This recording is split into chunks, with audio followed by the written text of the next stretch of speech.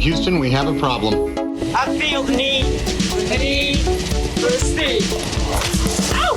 My mom always said life was like a box of chocolates. Help me help you. You are a toy! My team is dead! There's no crying in baseball!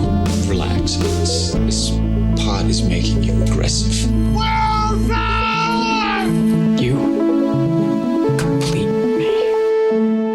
Hello, and welcome back to We Bought a Mic, a podcast about movies, television, music, and electronic mail. It's letters, but you don't write them. Have you seen that? Have you heard of it? You type them on the internet. Okay, Grandpa. They're calling it email.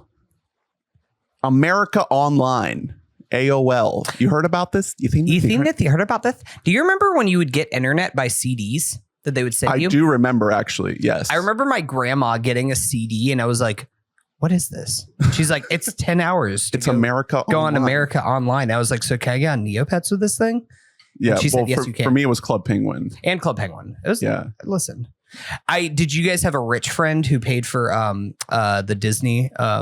Oh yeah, what was the Disney one? Virtual Magic Kingdom? No. The Toontown. Oh no. I don't think any of you have had dial-up. Oh no, my grandparents had dial-up. Whenever I lived with them, You personally had to log in with Yeah. dial-up every day. and I got like yelled at for being online playing too much Neopets, so my grandma couldn't make an outbound when call. you were like 4. I was 6. Yeah. So you couldn't Actually, I was like 7, 8. if Yeah. someone was on the internet, you couldn't make any calls. No, it would block the phone line. That's how it connected to the Doesn't internet. sound that's like a what very efficient. That's what the sound is it's It's the phone line. Yeah. Wait, do that again? Can we get a clean take of that?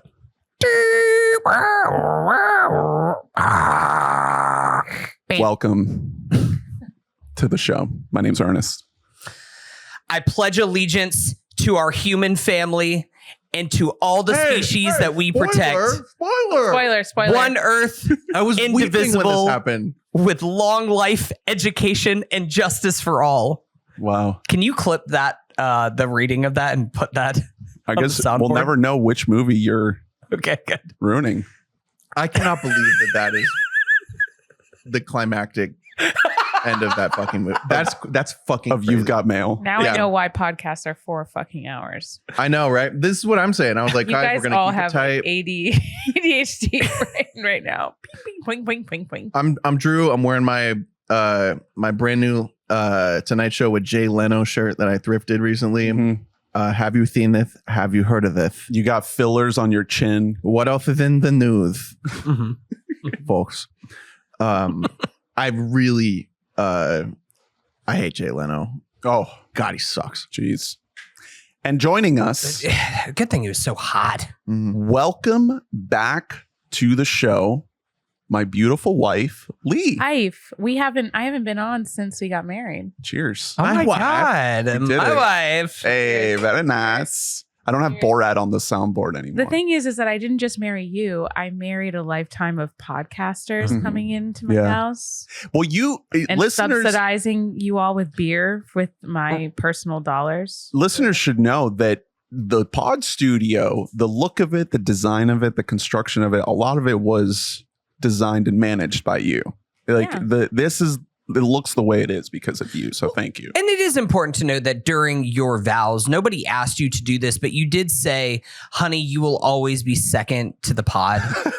And you did want to make that very clear even on your special day. And I admire that about you. Are you talking to me or him? Because I think we both. I think both of you. I think you guys, you said your vows in unison to each other. The thing is that you have a lot of shit. And I didn't want to put it anywhere other than on the walls and out of every Yeah. closet that we own. I don't want it in the house. The garage is the good compromise. Absolutely. So last time you were on, it was the Robin Williams series. It was Fern Gully. Yep. Most listened to episode that you have. Yeah. And now you're back for You've Got Mail as part of our series on the films of Tom Cruise and Tom Hanks. This is Lee's second Meg Ryan flick. She's been on the after City of Angels, Mhm. which we'll talk about. part of the Nick Cage series. All I bring is gold. This series is called Tom v. Tom, A Tale of Two Toms. A year and a half of just Tom and Tom in my house, all over Tom and Tom again. every screen that we own. Why didn't you all call- you ever talk about? Cruiseness with the Hanks. Should have called the series Tom and Tom again. That's great. All right, we're adding another subtitle. Tom and Tom again. Tom again. My Yeah, it should thing go is, third, you guys for sure. got to do like a 5-movie cap. Like we can't go. We have a we year have and so a many half. guests. We have lots of people that want to be involved. We with just have the too many project. friends. thing is God, that it it's sucks. that Sorry. Popular. both Toms, and I'm talking to you, camera. Both Toms are like the most vanilla that Hollywood has to offer. But the We're going to movies- talk about some crazy movies here soon. It with would our be really catch-up. funny if we chose like And next we're gonna choose a person of color and we're gonna give them 5 movies. It's like That would be so fun. it's like if you were to come up with the Equate brand of Hollywood, you Oh will my get a God. Tom Hanks movie and be like, that's Hollywood, man. Man, of all the movies for you to come on and have this take on, why are you doing this during You've Got Mail? You've Got Oh. Mail, which is, we're going to talk about it. One of my favorite Tom Hanks movies ever. Wow, this really? This Whoa. is top tier Hanks. Wow. This is a movie I grew up with. I think- Backspace. I think that this is, let me change my notes. Listen, this Oh, is we got a lot to talk about. this Close is that like- laptop. This is I a top assumed- Mount Rushmore rom-com I movie. assumed you'd be on my side on this one, but I can't wait to break your dreams. Okay. All right. Yeah, cool. well, You guys don't like happiness or love, and you guys are like just willing to just look the other way. I don't like Whenever a man's- capitalism. Whenever is a what it man's got a is. few red flags, like you're just like, well, throw them to the side. I wanted to say thank you for making the time to come on the show. This is a very busy Oh my time God. for you. Jesus Election Christ. season. Could have done any number of things, and the fact that you're here means a lot. So thank you. And she brought beer and pizza. Thank you for bringing beer and pizza. The thing is that if I want to really cultivate our cult commune, I have to make sure that I give a little back. You know, I can't just take, soon, Drew, I'm going to need you out on the farm Mm-hmm. and I'm going to need you milking the cow. Mm. He can milk a cow. Okay. I'm really good at milking things. Yeah. I have nipples, honey. Yeah. Some people say that like About the me. best milking happens on the males. Speaking of milking, before we talk about You've Got Mail, the subject of today's episode, we got a little ketchup to milk That's out of why the- I fell in love with him Yeah. because he's the best. out of the old segues. ketchup bottle. It's So like this. You're milking ketchup? Is that a phrase that people say? Yeah, you know when the ketchup comes out of like a teat, Yeah. like the nondescript like red bottles. You know what's It's like a crazy little- is that Francis was so close to actually milking a woman on set during the filming of Megalopolis, but like that was where they drew the line. The one guy that pays you guys $5 a month. What's his name? John.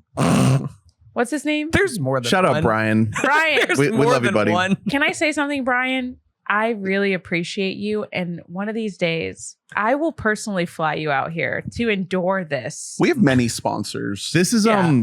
this is going to be a great litmus test to see if Brian still listens to the podcast. That's exactly what I was. Because I have my suspicions. I feel like Brian's a You've Got Mail head. This is a very appealing movie to the masses. Brian. What's that supposed to mean? I don't know, man. I'm like, I feel like people are already just like coming at me right now. We haven't even talked about this Brian? stupid movie yet. Okay, so let's talk about your number one movie of the podcast, Mhm. Megalopolis. Yeah, yeah. Your okay, favorite movie, of course. So Megalopolis, Drew, you actually got to join me for a Yeah. very special IMAX interactive screening. The way that Francis Ford Coppola intended, with 30 minutes of meandering interviewing happening with two of his closest buds, Spike Lee and Bobby De Niro beforehand. Yeah, so the movie, which there's been much ado about, obviously, for many decades, literally. It's been cooking. Yeah, it premiered at New York Film Festival last week, and that premiere was simulcast in 60 theaters nationwide.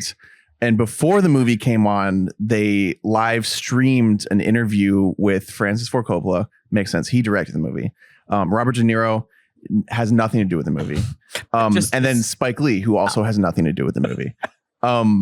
But they're friends. The moderator was an older gentleman who was like actively trembling and really scared to interrupt Francis. As he was just pontificating. He just wouldn't shut the fuck up. He did a Shakespeare monologue. It really set you up to laugh a lot during the movie. Because watching it, you're like, oh, this is just like a crazy old guy. Like this guy's like not all the way here. But you know, he's capable of good things. I was primed for the movie when basically the thesis of everything that Coppola was saying was essentially like, hey, a lot of people hated Apocalypse Now too when it first came out. And I was like, not a great impression, Francis. How about let's not lead with like, you guys will not enjoy this thing when you watch it. Yeah. So the movie definitely, there are a lot of things that I think are definitely up for debate with this movie. Personally, I don't think that it's up for debate whether or not it's good. Yeah. There are a lot of very credible people who do think this is a good movie. I think this is an entertaining movie. I had a fun watch. I think that it has moments of visual brilliance, and it also has moments of really bad visuals, which are funny. I think it's like we were talking about yesterday, Ernest. I think the novelty of having something that's truly unpredictable has a lot of value with me, because there just aren't a lot of projects that get made where you really have no idea what's about to happen, like second to second. Right. It's truly just coming from one person's head. That's not necessarily a good thing when that person's head is like smoking J's in his trailer all day. 80-year-old. Yeah. And like super And old and like trying horny. to get extras to sit on his lap between takes. So bad Francis, bad. Yeah. So the movie is it's a mess. Like it's an absolute fucking mess. Oh my God. I think that's kind of the big thing is like, I have read some positive reviews from this movie, and I just kind of fundamentally disagree with everything for the most part that people are saying, because I think that, well, the reviews are all over the place. Well, there's no consensus. There's zero consensus. The letterboxed rating for this is wild curvature. Yeah. I've never seen anything quite like it before. Where it's one of those things where like, I do hear what people are saying about this being a movie that is bursting at the seams with ideas. But when you have a movie that is so overstuffed with ideas, it feels less ambitious and it feels more schizophrenic. It feels so afraid to commit to any one idea because it is trying to be everything, and no movie can be everything. Yeah. While also, No movie by the shouldn't way, be everything. while also not actually coming down with any viewpoints. Yes. Like it doesn't. I guess the closest thing is like humanity has. There's hope in the future of humanity, and it's vaguely anti-Trump. Let me ask this question. I haven't seen the movie, but I feel like this will be a good question to set the tone. Is this movie a victim to editing? And if it was given maybe an hour more, or if it was given like more time to be released, I don't know, maybe like if they actually were given the budget to break it up into 2 movies or something like that, would it have been able to come across better? Or were there just some wild decisions that just were just like, this person is doing drugs? Well, I don't think that, I think that what you're asking about, like the 4-hour cut of this movie, that's like the Coppola special. He loves it'll happen. Him and Ridley Scott are like the two kings of like, I've remastered my movie 4 different times, and now this is like the principal version that we should all watch. I think Apocalypse Now has like 5 different cuts to it, just as like one example. Jack probably has like a hidden dark cut where it's actually like a rated NC-17 masterpiece. We should find that. No, but I think that's the second part of your question, as far as like, did this need more time to cook? I think that this is burnt. I think it cooked for too long because he has literally been working on this idea since the 80s. He could not get funding for a budget. And one of the things that I said when we walked out of this movie is like, hey, after seeing Megalopolis, big win for studios for reading the script and saying, we should pass on this. We should not do this. It's funny because it's overcooked, like conceptually. You can tell that he just generally just had the idea of this being a big thing and making a big statement. But yeah, it's so much is lost in what he's saying. So I think it's overcooked in that way. But then in like really key ways, it's also undercooked. And I don't think it's in ways that like would have the effects. So yeah, that's one thing. And so scene to scene, even like it's just kind of feels like we're jumping here now. What's happening? That's the thing. So I do think that here's the issue is that like he funded this with a lot of money, and like because it's self-funded, like he had more say over scheduling than he probably should have. Although obviously getting all these actors, you have to be, have a certain schedule to stick to that budget. But I think he had enough resources and he didn't use them right. Like he was, the behind the scenes of this movie were a mess. He was like in his trailer all day. One of the most controversial like run-ups to a movie. And it sort of comes across like the end of the movie feels like super rushed and it looks a lot worse than the rest of the movie. So I think that part, like, I think it's a rare movie that's like pretty long that actually does feel like it needs to be a little longer. But also I'm really glad it wasn't, because like the quality level that it's at, like I couldn't handle it. It also is dipping long as like, the movie goes. Because it's a fucking mess. And like, as far as Undercooked goes, like philosophically, you gotta, if your movie's gonna be about big ideas, you have to have like one idea. There's nothing here. There's no ideas. During this interview with the New York Film Festival, he says he very intentionally cast people who had been canceled because he didn't want to be like a woke production. John Voight, so Shia LaBeouf. Shia LaBeouf, John Voight, like, canceled for viewpoints. I guess that's one thing. Shia LaBeouf canceled for like being a shit person, being an assaulter. Yeah.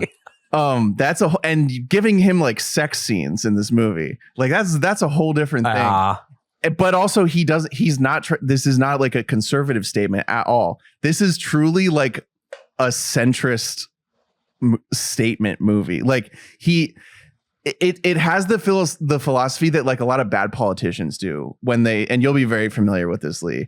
Whenever someone who doesn't actually know what they're talking about is running for office and someone asks them a tougher question about a hard issue, they'll say, I think that the answer is in like just like starting a big discussion where like we need to have a debate. Yeah, everyone gets to chip in and we're going to talk about it. But you aren't actually contributing anything. The problem whatsoever. is at a certain point, the reason that's bad political rhetoric is at a certain point, that is a great way to start something, but you have to eventually make a decision. Mm-hmm. And there is no decision in which everyone who's having the discussion is happy. Well, so, I guess my question is, because I do deal with that a ton, where consultants come into a campaign and they want to make the masses happy. So they take the brand of your, candidate and they try to water it down to make it appeal to as many people in as diverse of opinions as possible. Is this then a victim of, did the producers come in and say hey, it's Coppola. This is the thing. It's 100%. It's just him. Because maybe he's dying and people are like, let's give you a blank check. Have fun. It's his own blank check. He signed his own check. Do whatever you want to freaking do and just like have a freaking ball and just go with it. And or is it also like where people like, hey, you got to fill No one told him no. The thing is, no one told him no. So the problem is that like for a lot of time, people didn't even think that this was going to get bought for distribution because it is completely it's $125 million budget. And it's entirely self-funded. Coppola like sold off a large portion of the Francis Ford Coppola wine company because over the last like couple decades, he's started this wine empire. It's like solid mids wine, like that's kind of the level of wine that's at, but it's like cheaper, so it's accessible.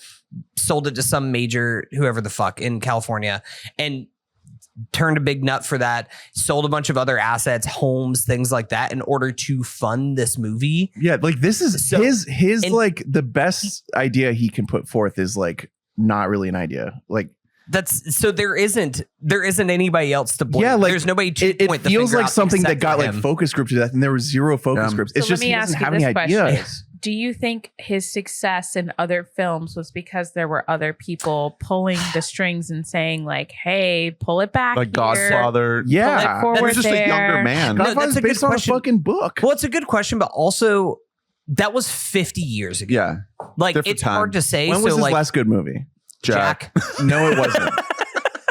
Jack It was really bad. probably Apocalypse Now. I mean, where are you at with Interview of a Vampire? Like, is that Dracula. Dracula? Dracula's great. Yeah, sorry. Yeah. So Dracula's great. Yeah, Bram It's- Stoker's Dracula. Yeah. Which that's 90s. early 90s, I want Yeah. to say.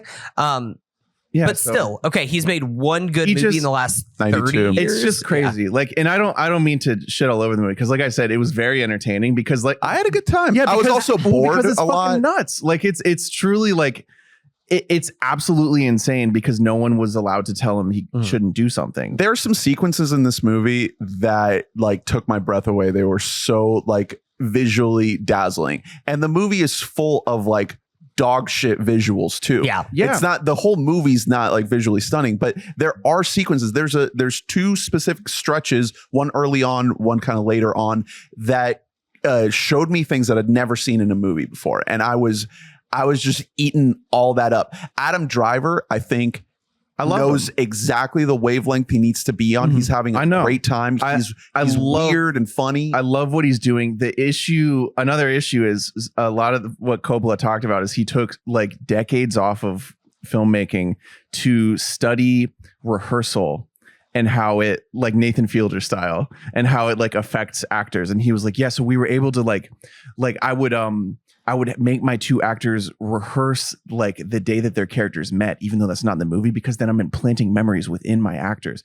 But one of the key things about this movie is that no two actors are on the same page at all. Yeah. Like it's not, all of his research is not coming through because, like I said, he's not there most of the time when they're like setting up a shot and the actors are talking or whatever. It's really just a matter of like, filmmaking is just a big like business. It's a little mini business, and if the boss just isn't there, then how are you going to say that like you're implementing all these progressive ideas? You're not there. Yeah. So yeah, like I really like what Adam Driver was doing. Then there are people who are going like way over the top. Like his love interest character is doing like transatlantic New Yorker voice. Yeah. Aubrey Plaza. I feel bad for her. I really enjoyed Aubrey Plaza in the movie. She's doing something different. What's her name? Wow Platinum. Her name's Wow Platinum. Her name's Wow Platinum, and she works for like Dumb Bimbo News or something like that. It's a good thing that this is a Fable, Big right? stinky newspaper. Wait. It's not. Some of the names: Caesar Catalina is our lead, Adam Driver. The mayor, Franklin Cicero. Well, it's taking place in New Rome, Right. We can. It's Did almost he like New Rome as a try character in the to, like, story. tie in mythological. yeah. Or was it all It's historic? no. So the thing is, references? a lot of it is just like the aesthetic is Roman meets like It's like what New if York club scene. It's literally just what if New York was Rome also. What if guys held up QR codes to bid on a virgin? Yeah.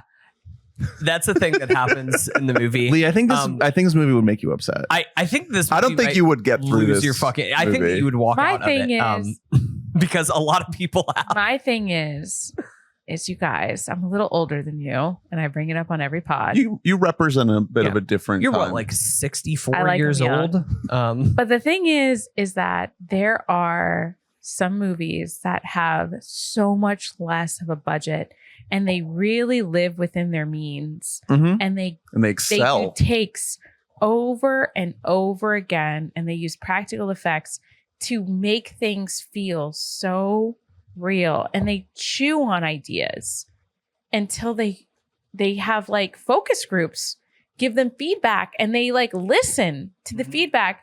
I feel like at a certain point, and I'm really sad to say this because I really like Francis Ford Coppola, but I feel like at a certain point, you hit a place where your ego is just inflamed. You only hear people that compliment you. Mm-hmm. And if no one's giving you notes, and if you're not taking them, and you just think you're basically another Greek god or whatever, you just kind of do whatever you want, and you go off the rails, and you blow countless millions of dollars for what?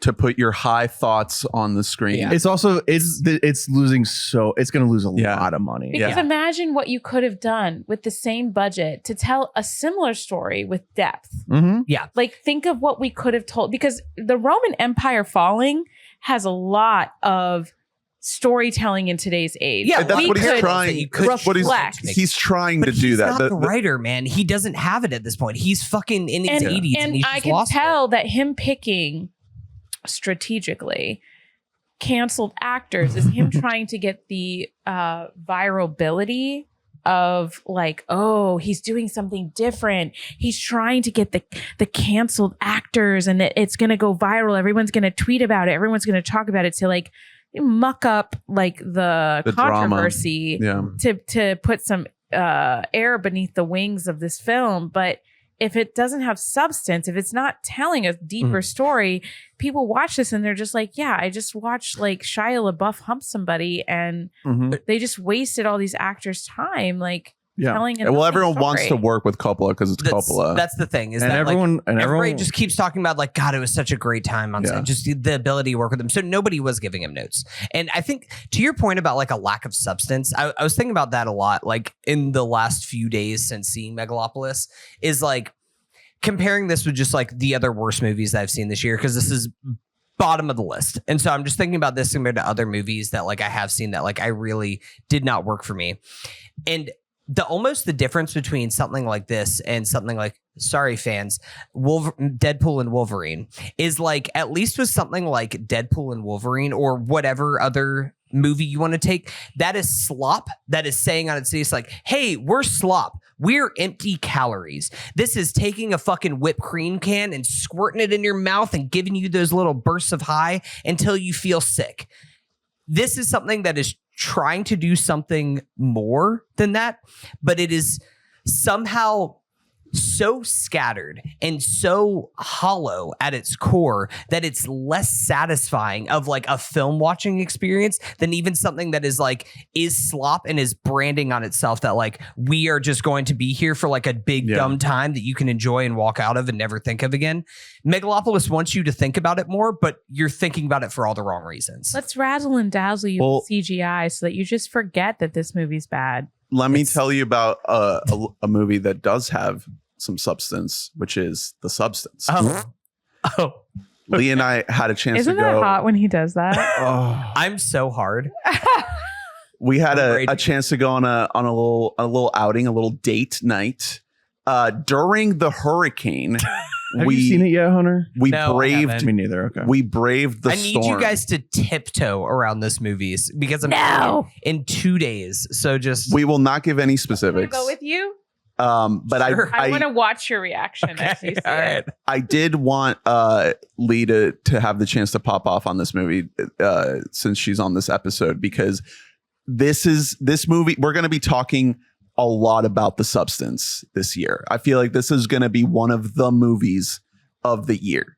So Sorry, Tom Cruise, but we're taking a fucking break. it's I've been waiting for a movie since Dune Part 2 to come along and rival the #1 spot of 2024 for me. Wow. And The Substance is that movie. It is that high. It is Dune Part 2. Yeah. For you specifically, coming in on Dune Part 2 level is I was wondering if anything was gonna scratch that tier, or if Dune 2 was just gonna be on its own up there all year. And we're there. We're there. We have a little competition. Things are getting interesting with the year in film. So Lee, why don't you tell the listeners a little bit about your experience? We almost didn't go see this movie. It was so windy outside. We thought about staying home, and I was like, it's showing at the Enzian. It's the last showing. I was telling you, Hunter, maybe we should go see it, but there's also a hurricane. I was shocked that the Enzian was even open. I called ahead. I was like, are you guys okay? And then we felt bad if we didn't go. They were like needing the business, so we didn't want to like gyp them, even though we bought tickets. So there was a whole thing. The Enzian, for the folks that are watching, our local indie theater. This is like a very rare thing where we have an indie theater that's kind of run by a family, and they have couches for seats and they serve food. It's really great, and they show really awesome film. Here's the thing, to tie it back to Megalopolis, there is a world in which movies can be better quality and basically have maybe like 3 or 4 cast members. Yeah. Maybe like 2 or 3 sets. Very small. Yeah. And it tells a gut-wrenching story with some of the best acting you've ever seen. And you feel it and you chew on it for days. And you're usually, I don't want to say a hater, but you're picky. You don't just hand out praise. Listen, like, no. What you guys see on this podcast, I have to deal with every single day. Like, Ernest wakes up and he talks about movies. Every time that we get into any type of confrontation or anything that happens in our lives romantically, Ernest ties it to a movie and he brings up movie references. That is his love language. Man, the real hardest job is the wife of a podcaster. And I live through it all day long, right? But like the films that he references and the things that he brings out in his core are movies that I don't vibe with. Like, I don't feel them in my core. It's like, yeah, I'm watching it. It's entertainment. Like, I'm blinking, I'm alive, I'm watching it. It's on the screen. Is it Tom Hanks quoting The Godfather to Meg Ryan? No, it's usually it's usually like Tom Cruise. It's usually always Tom Cruise. It's always usually Tom Hey, it Cruise. all comes back to Tom. But here's the thing. Once in a while, there is something that I end up watching, usually reluctantly, and it changes me. It changes the way that I think, or it just relates to something that I feel that I don't think I've seen on TV before. And then I get why this podcast is important to you guys. I get why cinema and the artistic root of why you even spend so much time and energy reading and watching as much as you do, why it's there. And you pulled up Whiplash on Letterboxd just now. Whiplash is one of those things. Whiplash is one of those movies that personifies a feeling that our culture experiences that I don't think is healthy, and I think people need to talk about more. And until you see it on screen, you're like, yeah. Oh, the power of the art form. The substance was that times 10, because most films, and I'm not going to spoil too much.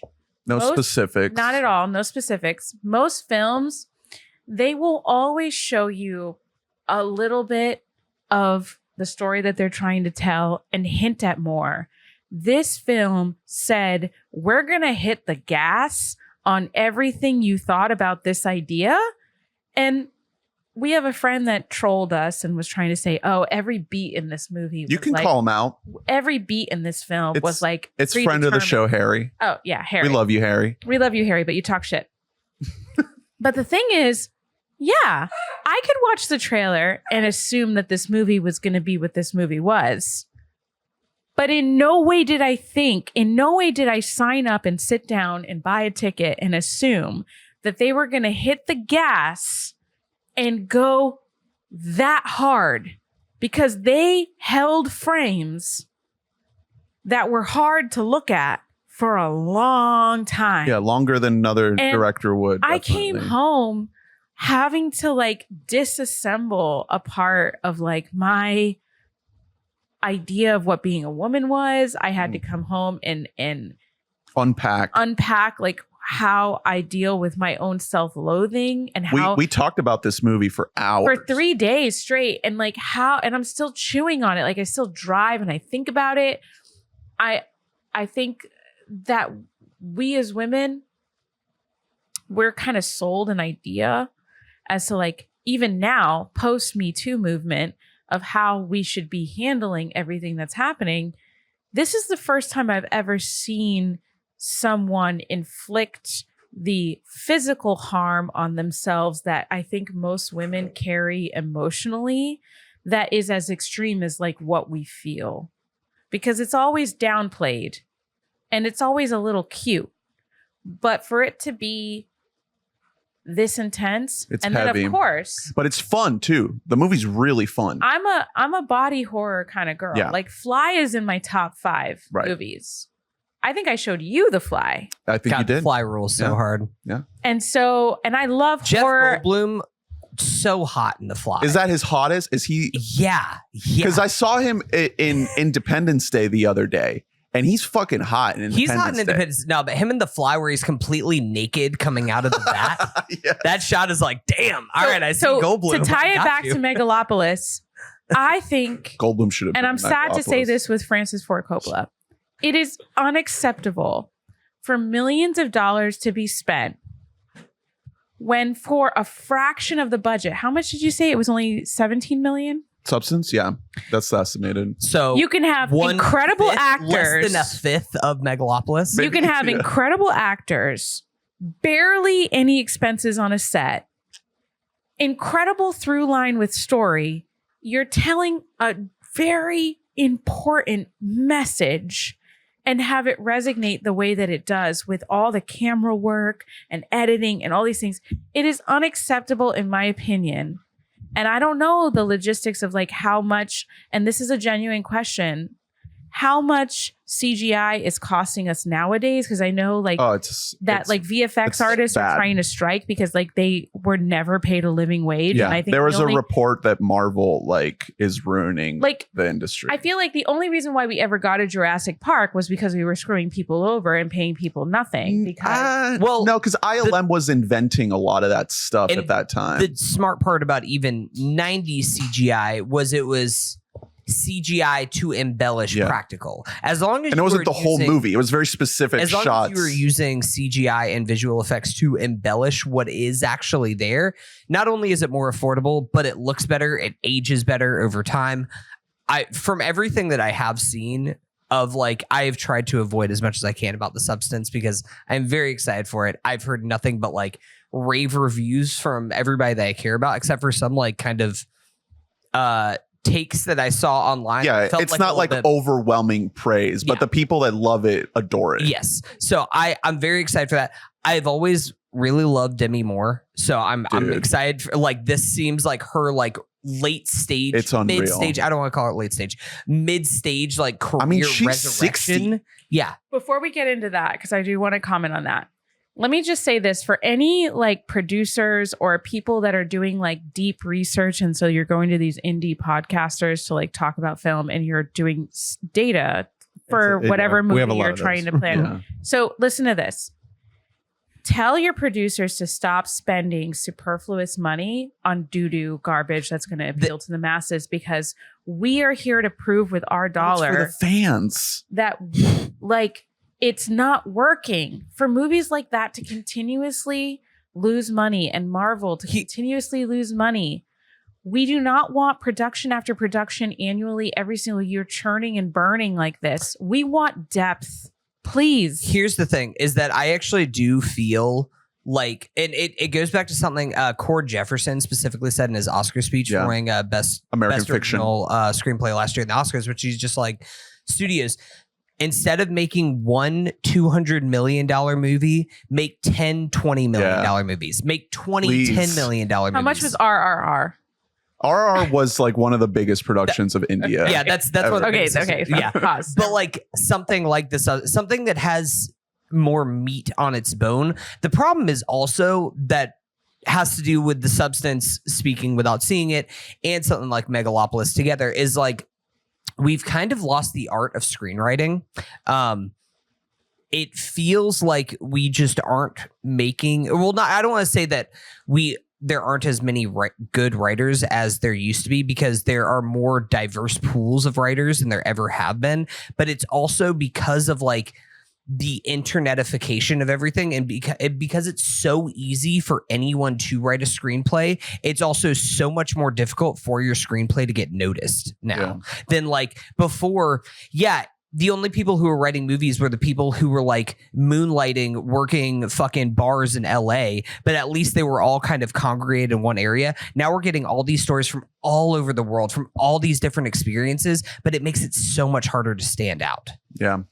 Here's what I'll say about The Substance. I knew that I was going to like this movie. I didn't know that it was going to be like maybe one of my new favorite horror movies of all time. Like, I didn't know. I had never seen this director's other movie. It's called Revenge. I think it's from it was a long time ago, like maybe 7 years ago or something. So I was not familiar with her game. And as soon as this movie starts, it starts with such a bold confidence. The first 5 minutes, I'm like, yeah. 10. Yeah. And it's you mentioned Whiplash. It has like that I've feeling. heard a lot of comparisons to Whiplash, which It's that feeling of like someone just coming on and just being like, oh, this person knows exactly what they're doing and how to realize their vision. I hope she makes like a really boring movie about the moon landing soon. Hey, Yo, revisit hey, that movie. back the fuck up about First Man. Great movie. Okay? First Man rules. Plays okay? really well. Folks, we got him. Plays really well on the rewatch. He was fish hooking you. Here's the thing. Oh, bait. Fish hooking. Is that not the slogan? Fish hooking you. I don't know. It has like this. Later tonight, I am going love to fish hook you though. So Ernie's going to be gone for a couple hours. It has a really expert handle on like what it's trying to do, the way it sort of builds that oppressive tension. If you have mental health struggles, please do not go to see that movie unless you go to therapy first. Right. I mean, the idea is, I won't get into so many specifics with like the themes and everything, but the ideas on its mind, it's like it does things in a very bold and noticeable and extremely obvious way. Like I made a letterbox list of all the movies that the substance is not only influenced by, but directly like not in very, very overt and obvious ways. Like the movie is not trying to be subtle. This is the last thing that we'll say because we got to move on because these guys have not seen it yet. Please invite me on. I'm in the other room every podcast. I'm literally to get into a spoiler talk. I think we got to have Zach on for he's begging. Zach said like this is one of my bring another white Megalopolis, male double on to the substance. Hey, I think conversation. He's Italian. But here's my thing: We'll have is a that substance it party. is We'll all a take the substance. female director, bringing in these predominantly white, famous male, like dominated thriller, psycho, like thriller horror films. And nodding in a way where it's like, yeah, you guys could do it. I can do it too. And I can do it even better. And I can flip it on its head and like ridicule it in a way. And then dissect it and also reflect how fucked up it is that women are subjected to this world. You mentioned Demi Moore. Margaret Qualley is also great. Dennis Quaid is great. He's a piece of shit. He plays a piece of shit. Is that Reagan? Reagan himself. Oh, yeah. Wow. Cool.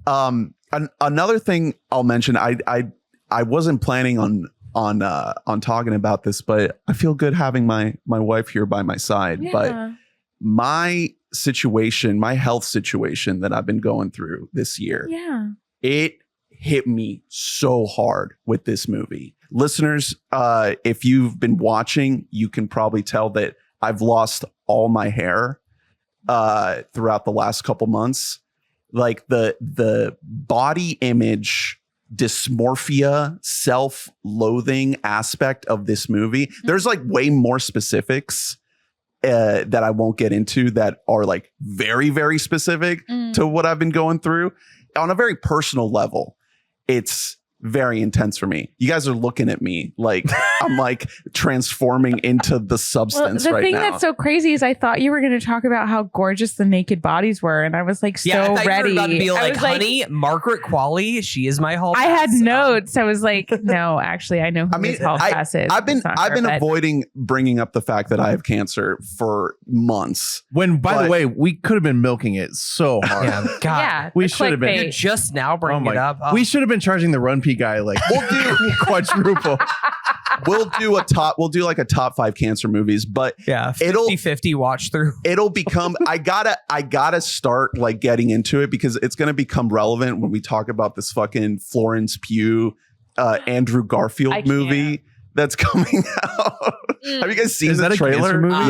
Yeah. I didn't know Does that was he a have cancer? movie. She does. Well, it's She a does. mystery. I They're was gonna playing say, it. They might fish hook you. It'd be funny They if might he fish did hook. because listen.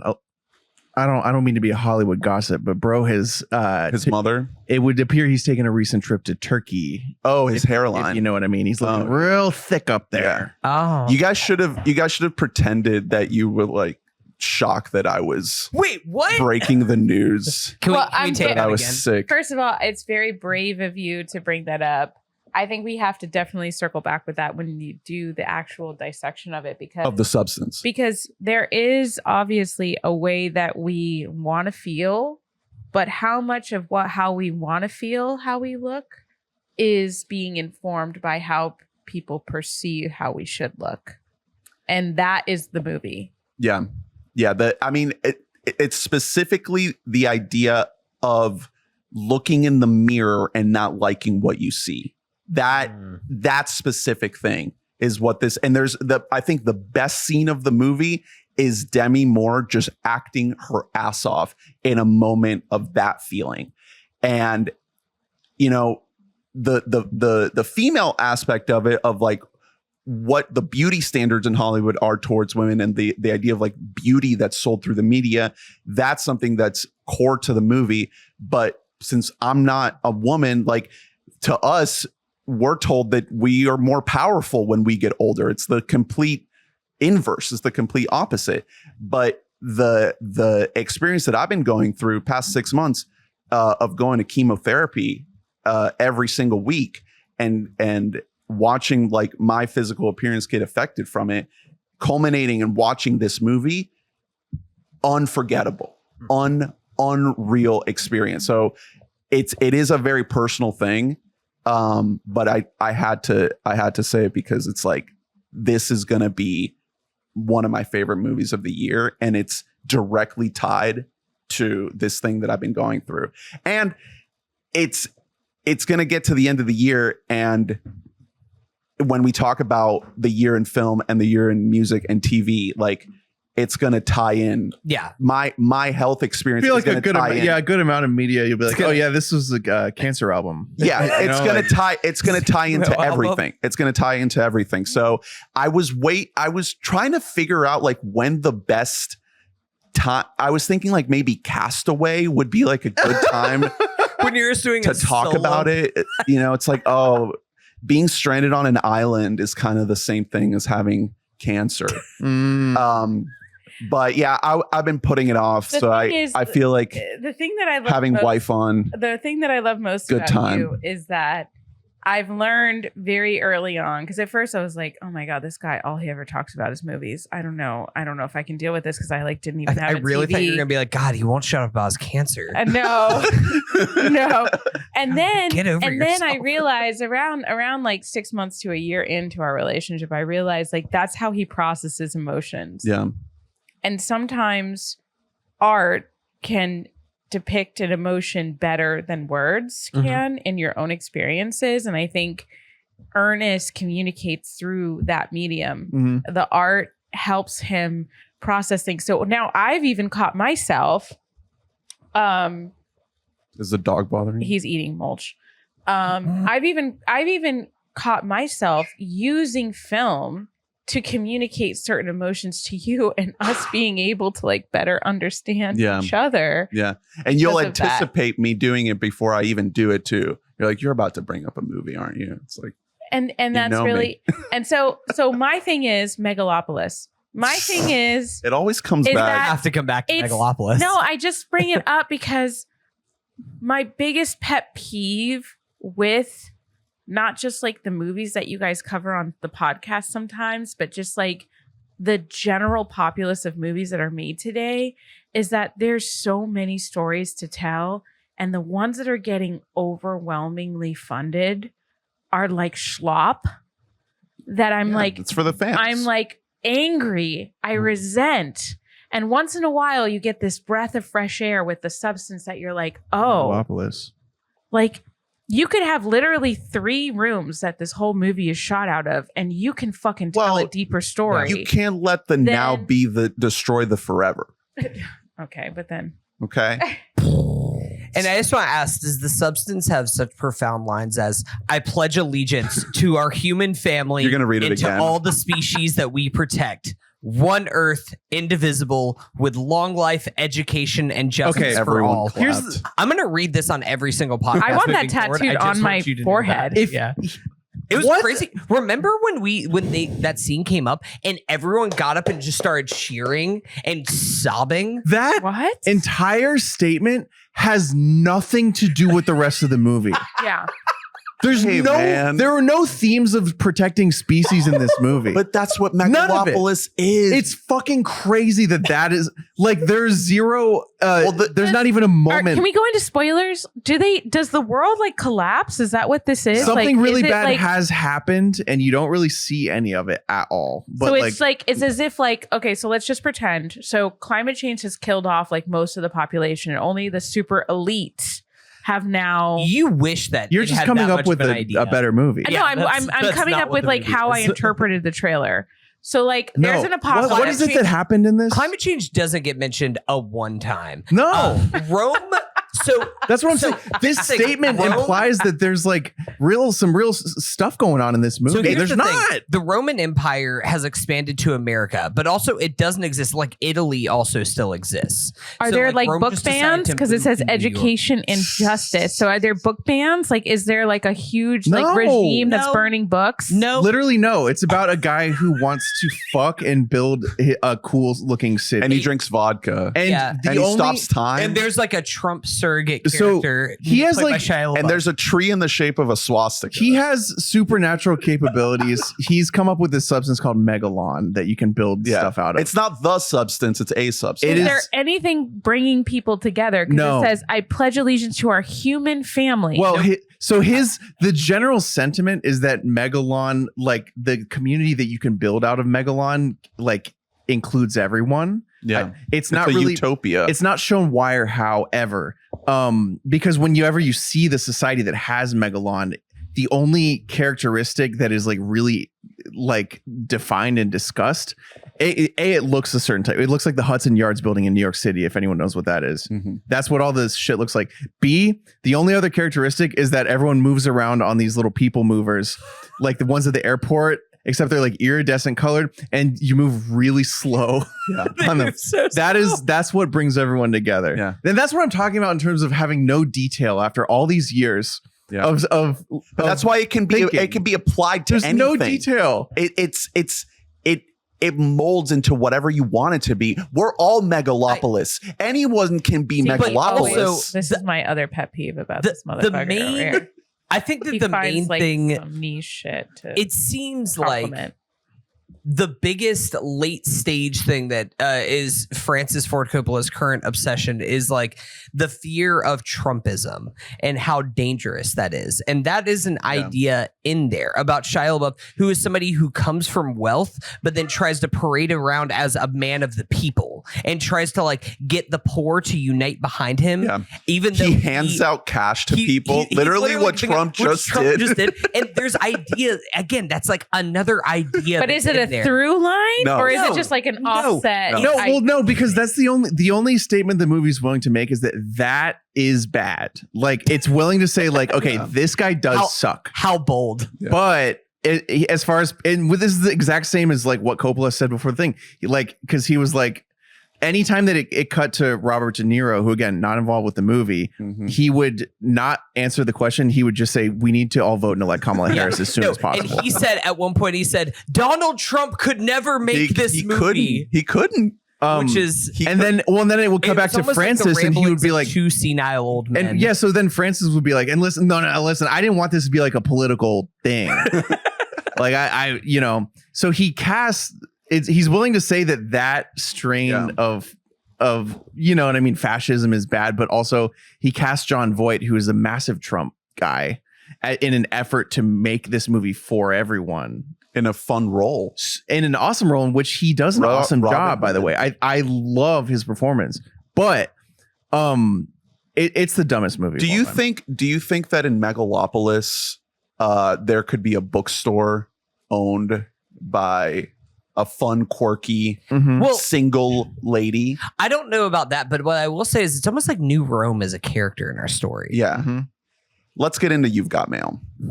The main subject of this episode. It is funny that this was not planned at all, that both Megalopolis and You've Got Mail feel like they share like 70% of the DNA of They Came Together. Yes, the Both David of them Lane film. are directly just Yeah. interwoven in between. A text for our time. They Yeah. came together. I've watched They Came Together twice in the last 48 I hours. hate that movie. It's Lee fell asleep last night when we had it on. Couldn't stop. I it. we are felt gonna could you? the we're, other night that Ernest played it too. we're gonna talk about it, but before we do, we gotta set it up. Okay, so You've Got Mail, 1998. No. We got to set it up from the very beginning. So my husband is obsessed with Tom Hanks and Tom Cruise. And he decided that he was going to do a 1.5 year long endeavor of you wish it was only a comparing year and a half. the side-by-side annual like best ofs of both Tom Hanks and Tom And Cruise. wait, real quick. Because out of all the movies, Criterion, Turner Classic Movies, Netflix. Which Criterion do you want to do? They chose to do side-by-side parallels of the most Tom Hanks and Tom Cruise movies out there. And I just threw something out because I knew that these guys are a little young and they don't really know what life was like without internet. So I was like, let's bring up a classic when the internet first was becoming a part of our social norm. And let me just see if they can do a little deep research on what life was like in chat rooms and with AOL, because they don't know. So that's the only reason why you picked this movie? Yeah, Because this people were clamoring for this film. Yeah. Who? People wanted we got a lot of requests for this, and you said Yeah, it was. Who you was said it? you wanted You've Got Mail. I think Tom Hanks reached out and he said, Yeah. this is the only one that I would come Did on he? for. And we Yeah. said, well, Lee already said What's Yeah, his it's too personal late. email? Mhm. I think it was NY152. Yeah, I think that was it. at AOL.com. I have a sister I who had was a born in beard back then. 1988. Okay, I'm hip with it. I hung out with the olds. You're hip with it? Yeah, I'm jiggy. So I'm guessing Heather also loves this film. You guys No, connect so here's over this movie? this was like a staple in my house. Like my mom and my sister used to watch this movie all the time. I think that You've Got Mail is miles better than Sleepless in Seattle.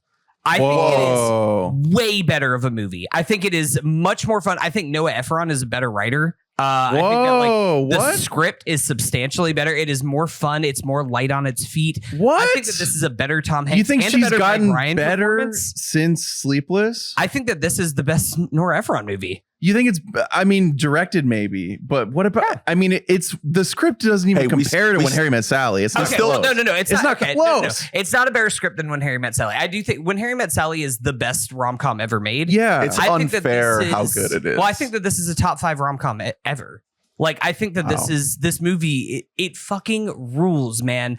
I watched this because I watched this a lot growing up, and during COVID times, me and Gaia watched this movie. I think that we watched it twice over COVID. Comfort And watch. Here's the thing: is that Twice. it's so funny that watching this movie, if you've seen They Came Together, you cannot unlink the two movies because They Came Together is just directly riffing on everything Candy that this systems movie and is research. doing. And I just think that you wouldn't get They Came Together without You've Got Mail, but You've Got Mail is a movie that is kind of light and is poking at itself in a way that it's very fun. It's not as melodramatic as something like Sleepless in Seattle is. I had never seen this movie before. Oh. This was my first time ever watching it. I don't think I'd ever even caught it on cable in bits. I don't really remember any of it. I mean, I knew the basic premise that it was a story of two people emailing each other. Chat room emotional cheating with each other. Without knowing who the other one was. And I knew that it was this big reunion of Tom Hanks and Meg Ryan after Sleepless in Seattle, which was kind of, the earlier days of this epic run that we're covering.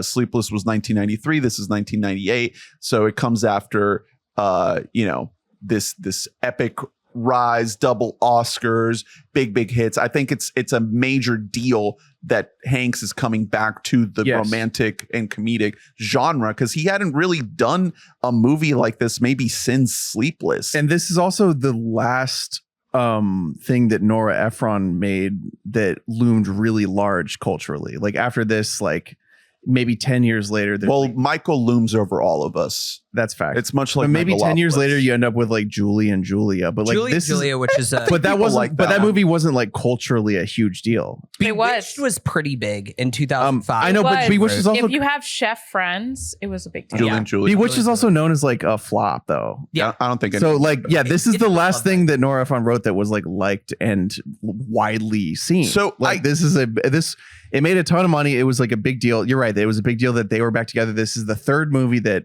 Hanks and They Meg did Ryan have been Michael? together. we have to. I love Michael. Nora and Michael. Well, I haven't seen Does it in a long time. Travolta so count as a person of color if we do him next? no. Italian. I was really hoping He that can dance. to have seen the film Michael before doing this episode. We did not get We'll a watch chance. it tonight because I Let's love watch it. Michael. Um, I Yes. love it, but I love it. See, this is the thing is just like You've Got Mail. I love it as the kid that had the VHS. Yeah. If I go back and rewatch just like I did this, I'm going to be like, But the thing Well, that of this course. movie did that I think encapsulates a feeling that I think is very specific for this time is that feeling that I wish we still had to an extent of the waiting for your quote unquote lover to reply or anyone that you Yeah, just Ernest. you have to like spend so long back then. You have to go to work all day. You have to come home. Yeah, you didn't have a On the phone subway. pinging you. You have to get on the subway. You have to get into your apartment. You have to turn on your laptop and then wait for the mail to hit. And it's that sensation of like, oh, they replied back. Now imagine the feeling, which you feel so much harder back then than now, of like they didn't reply back. Well, also the idea, this is what I think the biggest win in the script, and like, you know, this is like a big ups to you, Nora, is like, it was a pretty fresh idea to have like a pretty personal relationship with someone and not know who they are at all. Yes. Like that's that's an internet thing. Which is now just a thing. yeah, all like the time. they now that logged happens. on, they met in a chat room. Yeah. And so It doesn't feel Which dated. I will say, yeah. what you're describing is the same exact sensation I had in 5th grade coming home waiting for some OG RuneScape hotties to message me back. Like same. that was like You don't know if old men. is Yeah. the Oh, problem. they all were. Yeah. So Now. So 98, it's a smart idea. Like Nora sees what's going on with the internet and how it is affecting the way people communicate. And she's like, okay, I can cook this into like the formula of a rom-com really easily. Like from there, you see it all. It's like, okay, so they're pen pals online, but in real life, they're enemies and they don't know. It's a fun idea. And then one of them finds out. But the Like, thing it's that's just so too smart easy. is that you will cook up any excuse for this person that you have in your own head derive this idea of their character because of the few interactions that you have with them a day. Like I used to go on like dates with people when I would first meet them and like go on a date and we would spend like 2-3 days together and I would think I have spent more time with this person than other people that I had relationships with online that I talked to them over the course. And I had like 1 or 2 relationships online with someone where we would talk like throughout the day intermittently, like had to go home and open up your laptop and talk to, and you think you're in this like deep relationship with this person. And in just maybe 3 or 4 days, you would meet someone and have more face time with this person. And that would equate to a level of trust that you would have. And so playing on that emotion of like, I feel like I trust this person, but at the same time, I have this quarrel in my life that is actually uprooting my entire life. But to make that fun and light and campy is today really hard to sit through because like we're in an era now where small businesses are getting gobbled up like that. In fact, his quote unquote like big bookstore is Fox being and Sons. gobbled up. Like what does that equate to? It's Barnes and It's Noble. Barnes and Noble. Yeah, and he got ate by It's Amazon. getting eaten Yeah. up by Amazon. Like at this point, we have big fish eating big fish eating big fish. Yeah. And like we are all, and now they're like, integrating like AI and like robotic. Yeah, what are books?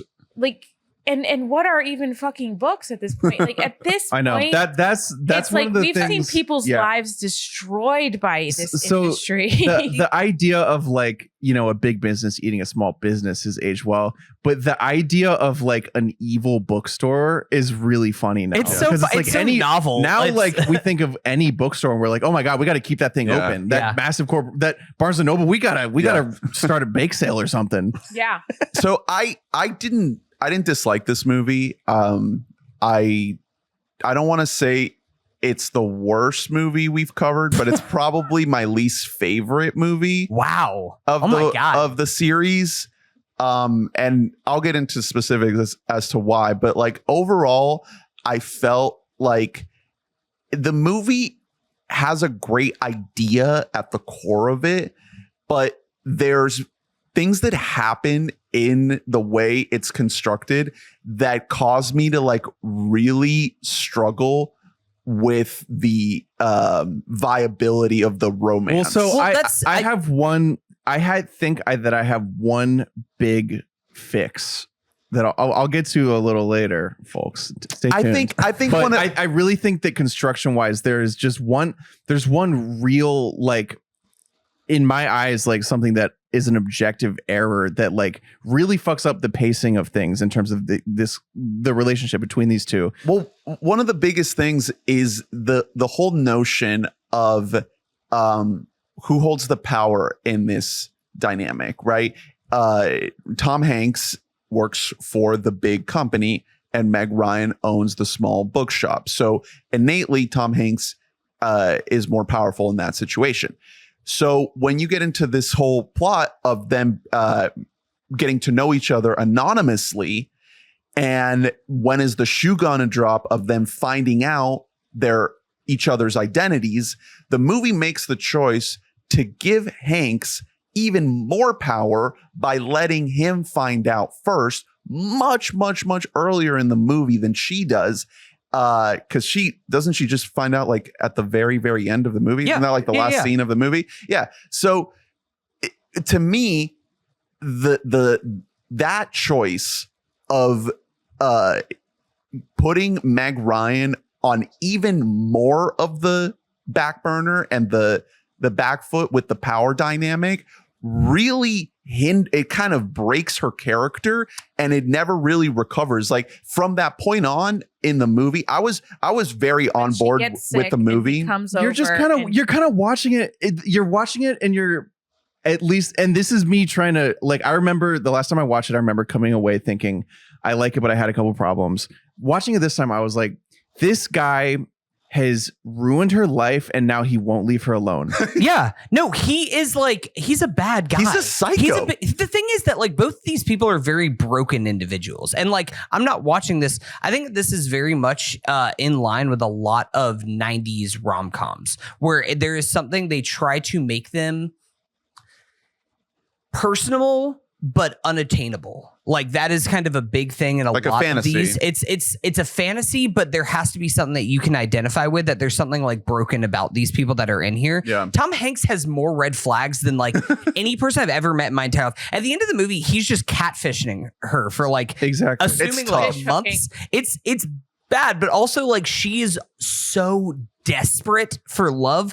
I don't think that either of these people are supposed to be like aspirational figures. I think it's more so about No, but like, you do want to looking- root for them. Yeah, and I still so- am rooting for them. Well, by But the- I think that the big credit to that goes to Meg Ryan and to Tom Hanks, because I don't think that if there is a different actor doing the Tom Hanks role, I think this movie completely falls apart. But there's yeah. something about the Tom Hanks So, of it yeah. all that it's playing He makes it into work. your Exactly. impression of Well, Tom so Hanks. that's the chemistry of it. And so yeah, it's all about if that works for you or not, because that was what I wrote down. Is I think that Nora Ephron underestimated the hole that she is digging Tom in here by writing this character. Because first of all, like you said, like they don't have to be, you know, fully relatable, but like usually your two leads in a rom-com are somewhat relatable. His character in this is the least relatable rom-com lead I've ever seen. yeah. Just in terms of, he is the son of like a billionaire business magnate. He is a millionaire himself. He's an asshole. He invented something He's called like, Megalon. "Son, I got another wife. He's What are we single. gonna do?" No, yeah. So he's single. His dad, the zillionaire, is dating a really young woman. Which leads to one of the best lines in the movie, which is whenever Joe is out with the kids and they first have their like meet cute together. He's like, Matthew is my father's son. Annabelle is my granddaughter's daughter. We're an American family. That's good. So That's good. the thing is, I really enjoy like the scenes because that does allow setup of him getting to like hang out with the kids. And when you're like, oh, he's a good guy, he's good with kids, but like off rip, you're getting this character who's so inherently, he is a villain archetype. He has nothing in common with anyone watching the movie. And so, like you said, you're right. Like it has to be someone who you just like. Mm-hmm. And Tom Hanks is someone that you just like, but even throughout the movie, it's like she just keeps on digging him deeper because at so many different turns, he just keeps being a fucking asshole, and it's really weird. It's like at a certain point in the movie, I was like, shouldn't he be nice now? Because at this point, I really don't want them to be together at all. Like, you know what I mean? Like at this point, this is a good person and a bad person, and he's looming. Yeah, he is looming over her in every Lingering. scene. She is somebody who is like almost too tepid, and so she needed like somebody to kind of tell her like, no, you need to speak your mind somehow. And it does get her out of her shell because she says like she always gets tongue tied. She never knows like the right thing to say whenever somebody is like confronting her, and it's through him that she kind of finally finds her wording and finds what to do. I get what the thing you're is that she's also like stuck in her head, man. She's a hopeless romantic. And so she is still like willing to kind of, it's almost a little bit, it has a little bit of similarities to Renee Zellweger and Jerry Maguire. Yeah, where except it's always this guy trying to is find like, the best in a virtual this guy's person. evil, though. No, but it's in the virtual, it's in the idea. No, there's I know. a line in this movie specifically where Steve Zahn and her are breaking up, which by the way, I think that what separates this from something like Sleepless in Seattle for me is the ensemble. Like the ensemble of this movie of Steve Zahn and Greg Kinnear is just like, We'll talk about Dave Chappelle. I have thoughts. Well, Chappelle, not so much. But some of the other people are great in here where they're having that breakup and they say like, is there someone else? And she says, no, but there's the dream of someone else. Yeah. And that is like such a real idea of like feeling this like lost, like hopeless, like lost hopefulness where like you don't have it right now, but there's just something deep down in you that you just like are like, I know that I don't have somebody right now, but I think that like I now know what I want in somebody, even if that person they haven't materialized in front of me yet. Let's talk about Greg Kinnear because Lee, I know you had a lot of thoughts about that breakup scene. Hey, Greg Kinnear, Well, let's go. I love him. even before then, I have a lot to unpack. So we got to kind of Everyone was we got to horned go up for him. from the beginning. Let's back up. Talking to the mic a little bit more. So, first of all, part of the problem while my husband fixed my mic is capitalism. As always, We have to talk about the fact we have that to have a debate. at this point, we're supposed to believe that a small business in New York selling just children's books is making this woman feel so fulfilled, and she's trying to carry on the legacy of her mother, and it is basically intertwined her entire idea of who she is as a person. And yet this guy comes in and monopolizes on not just the culture that she's built on the street, but on the idea that we can have a mega bookstore and completely take away from the mom and pop like franchises of like the book industry. And so that alone is a problem because our generation, right? If we're not looking at it through the lens of 1998, that idea is kind of lost to our generation. So we're already like, in what world are we opening up like a mom and pop and just trying to like survive on our parents' legacy? Like that is gone for the American person in their 20s and 30s right now. So that's already really hard to believe. Then you come in and you realize that this guy is supposed to be the love interest who is stealing her flair when every For customers. scene that you see her in, she's working. She's reading books to kids. She's like at the counter. Grinding. Yeah. She's not like in the back, like checking emails. Like she's on the floor. This guy, Tom Hanks, is only in a boardroom maybe once. Yeah. Just talking like Yeah. philosophically about like how we're gonna like expand and like crush like any business. Like what are the businesses we want to crush around us? Oh yeah, we already crushed that one. But like there's this other little bookstore around the corner. I think Like, that he doesn't have any notepad that he's taking notes on. He's not writing notes on a laptop. This guy is just breezing in and out of meetings and literally the rest of his day A real trolling people executive. online to like coerce them into sleeping with him. And that is literally all he's doing. Yeah. He has again- Dave Chappelle running the floor on his big box business, the black friend that inserts tropes on like black culture, being like, The "Yo, you dialogue- want this girl on welfare? You trying to get this girl on welfare? What you trying to do? Get her out the projects?" Like, Wasn't there a line about Insert- crack? insert black comment in script here and insert black friend that we will cast. It's so tough. Yeah. Which apparently Chappelle, I think that he added a lot of his lines in there. Oh no, Dave. So Dave, that's not great. Oh. Yeah, it's not. The thing is that it's not.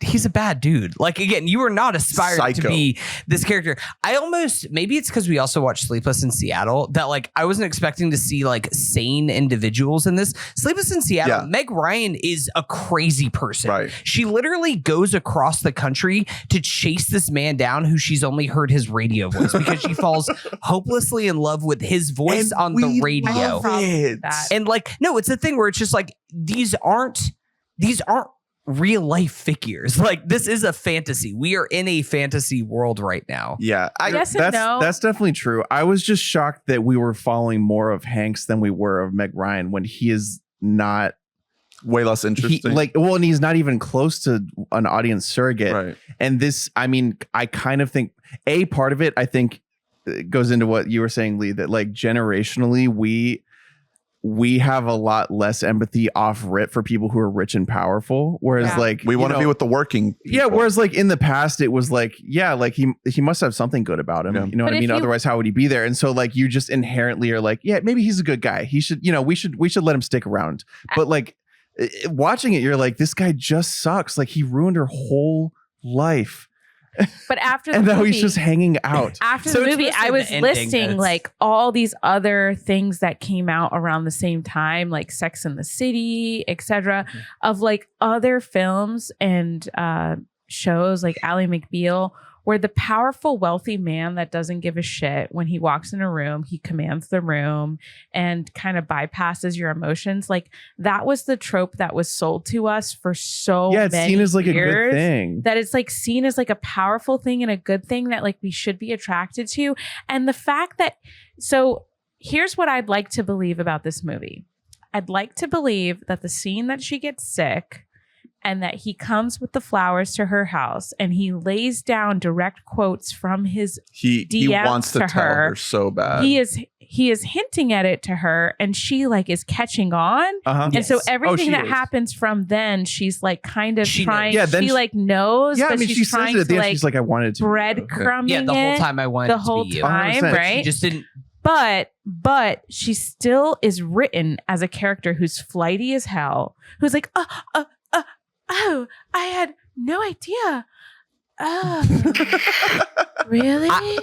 I think that I'm that. like, See what you're describing. I totally get like your issues with that. I think that that is something that like Meg Ryan is like a one of one for being able to pull that off, and it's just a thing. She where, like, elevates no, it. no, I no, am- no, no, no. That I am character fully has been won over written by her. and sold to us my entire life. Honestly, I did not like Demi Moore most of her roles because she's kind of always played Oh, you like this Ghost.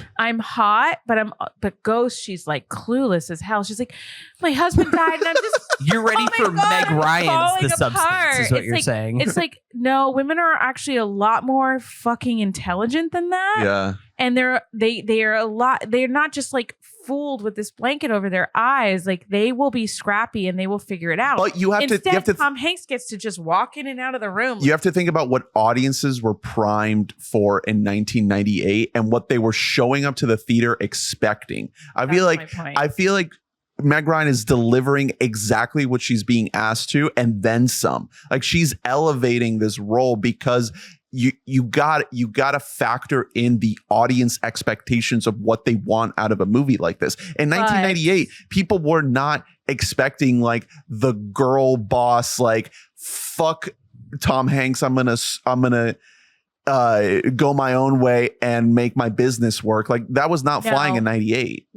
So let's go to the big conflict. He keeps trying to troll her, to court her, subliminally knowing that he is also courting her online.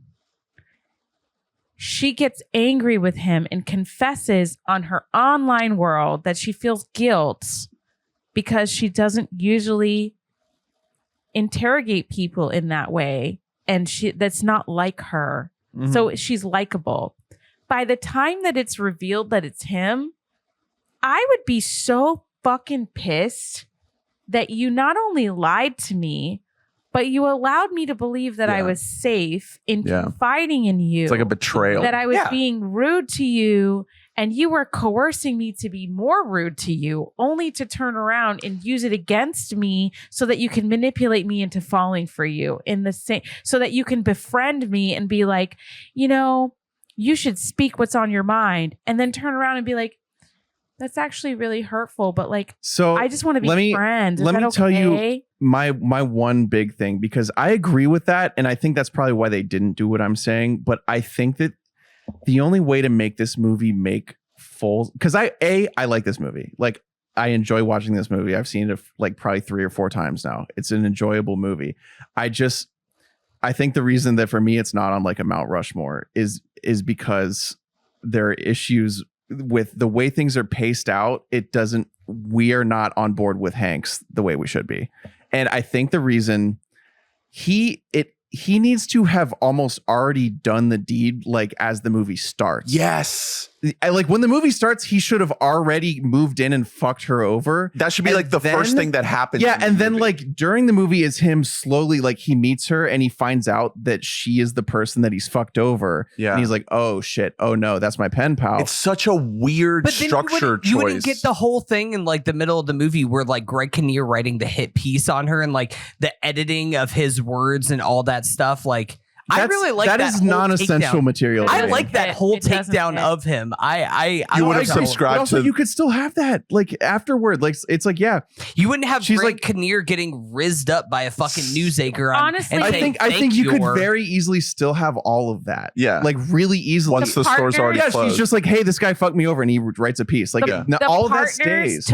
Took away from the plot, in my opinion. They should have both been single. It's just so weird. Opinion. It's just like really weird. Nora Ephron movie, they gotta be cheating. Yeah, it's emotional cheating. That is, you have to have emotional cheating. That is the Nora Ephron. They're excited to do it. It just doesn't make sense that like the first half of the movie is him making the choice to ruin her life and doing it. Well, like he should have already done it before he realizes who she is. Right. So then we'd hate him less. But the fact that we know, like I hate him. I think that the thing is that it doesn't do a good time of displaying the passage of time, because I think that this movie takes place over the course of like a longer period of time than we are led to believe. But it's bad pacing for a movie because they need to tell you it's Christmas. It's Christmas. Well, no, so Happy New Year's. The issue that ends up happening is like, because like I said, if we are to root for them to end up together in this movie, I know it sucks because we would end up seeing even more of him secretly knowing, but there are ways to make it so it's likable. So he's not being like manipulative. He knows it's just business. And like they're being pen pals, but also he knows that she hates him for something he already did before he knew. And then most of the movie should take place in that space. 30 minutes into the movie is when they meet at the bookstore.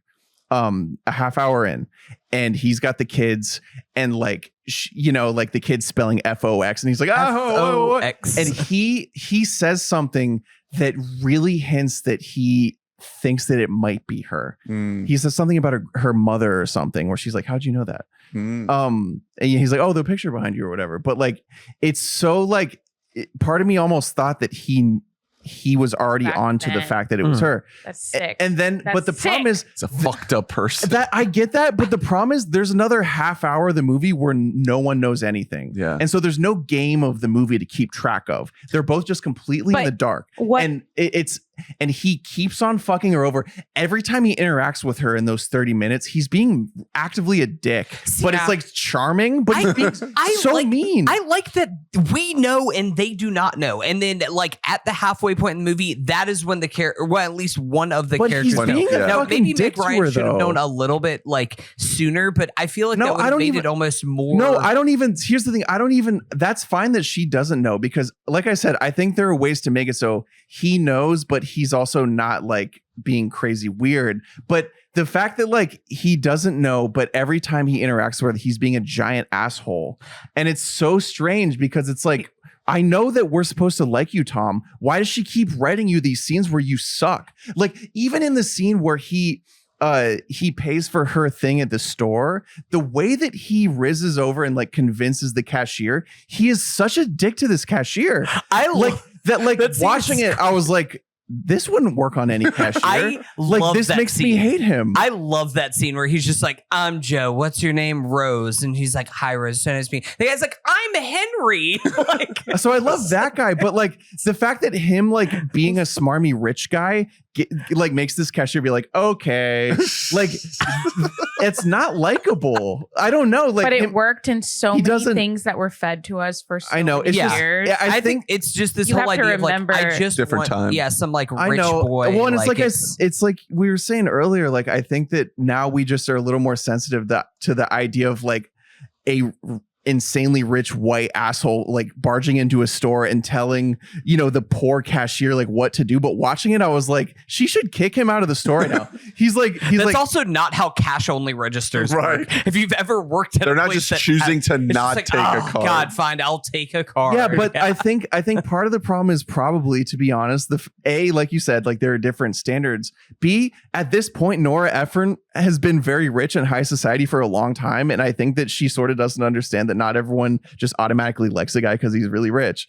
Like I'm spending most of this movie not liking him. Most people don't nowadays, but I don't think that most people He felt that way. doesn't do any It's just- and even like, still to this day, I can be rizzed over if introspective- somebody is rich enough. he's not doing any self-reflection, and they choose to make the movie about her like being like second guessing her, like attacking her enemy, and how she felt like she was a little rude and she came off a little aggressive. That's how He in no point in this movie has thought, maybe if I just took out the child section of our store, we could put a history section, since we stole the historic section of another bookstore that we closed.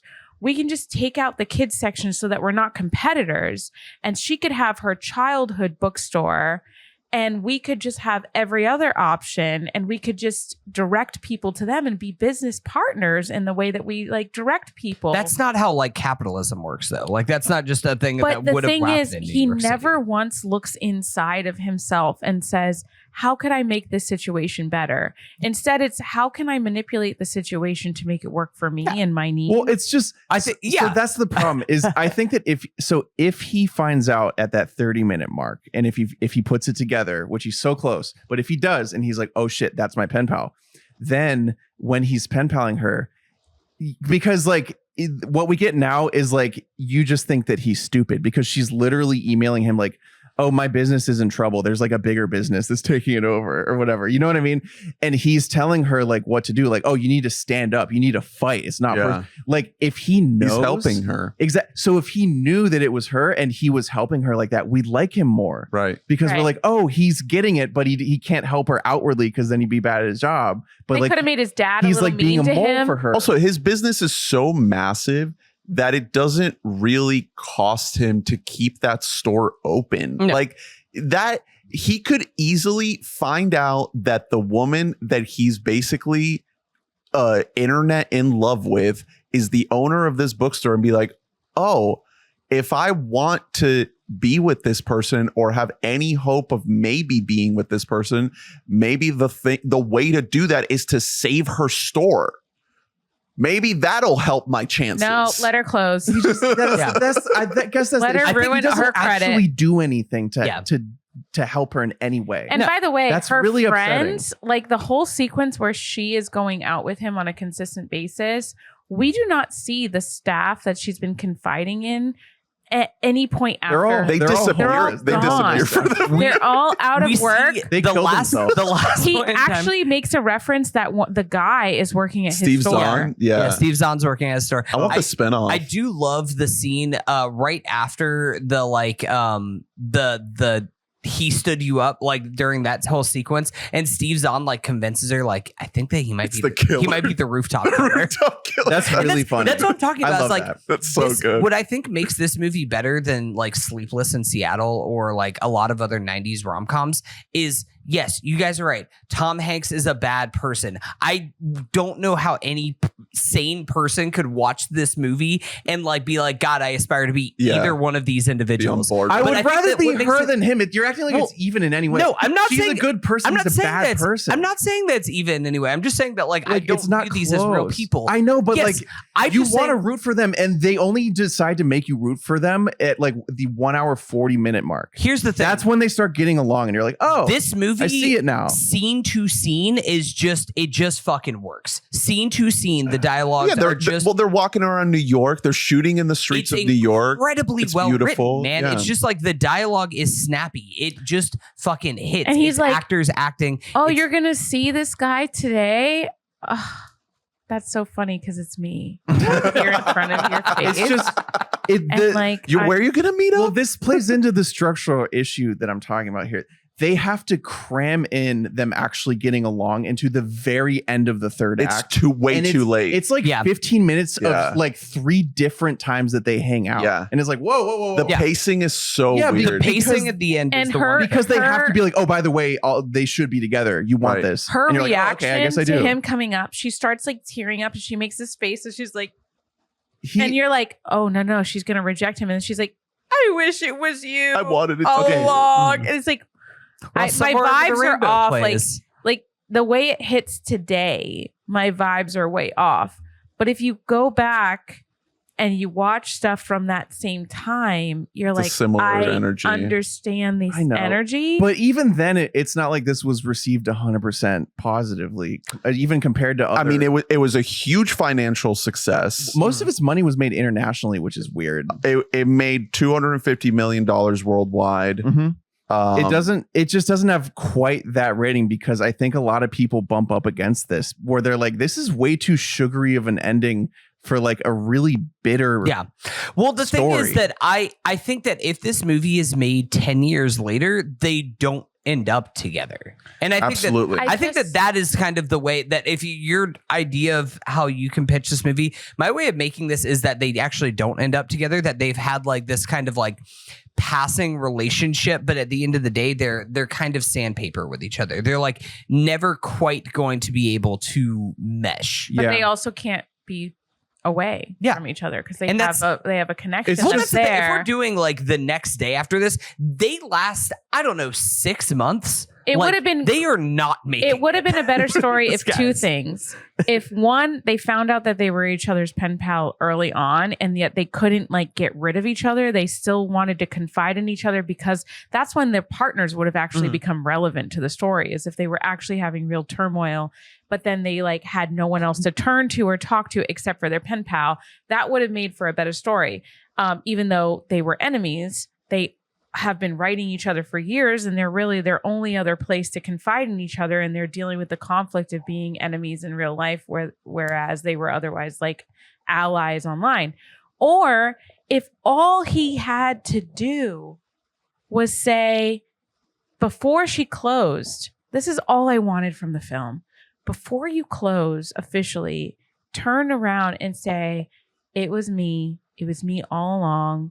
And what I'm going to do is not Save be your an story. asshole, because he has no moment of self-reflection where he's like, I'm not going to be an asshole. And he say, I'm going to take out the children's section so that you can have all the business from the children's section. And we're going to put in a little recommendation on our counter so that you can have all the business from the children's section. See, I feel like that's almost the least believable of outcomes. The kids want to go to the big store. No, exactly. Well, that's how else can you make that reveal at the end work and make us all feel, I think I totally hear what you guys are saying. I will say, as far as like the couples go, I actually really like the idea of the couples, because I think what that represents is when you compare Meg Ryan, her relationship to Greg Kinnear, or Tom and his relationship with Parker Posey, both of them are with somebody who they are like comfortable with day to day. That's somebody based on their just like, status. Well, it's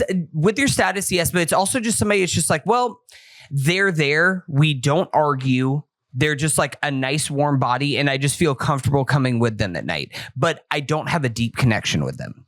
Meanwhile, on the opposite side is this person who both online you're having this deep connection with, and then in person, day to day, you can't fucking stand each other.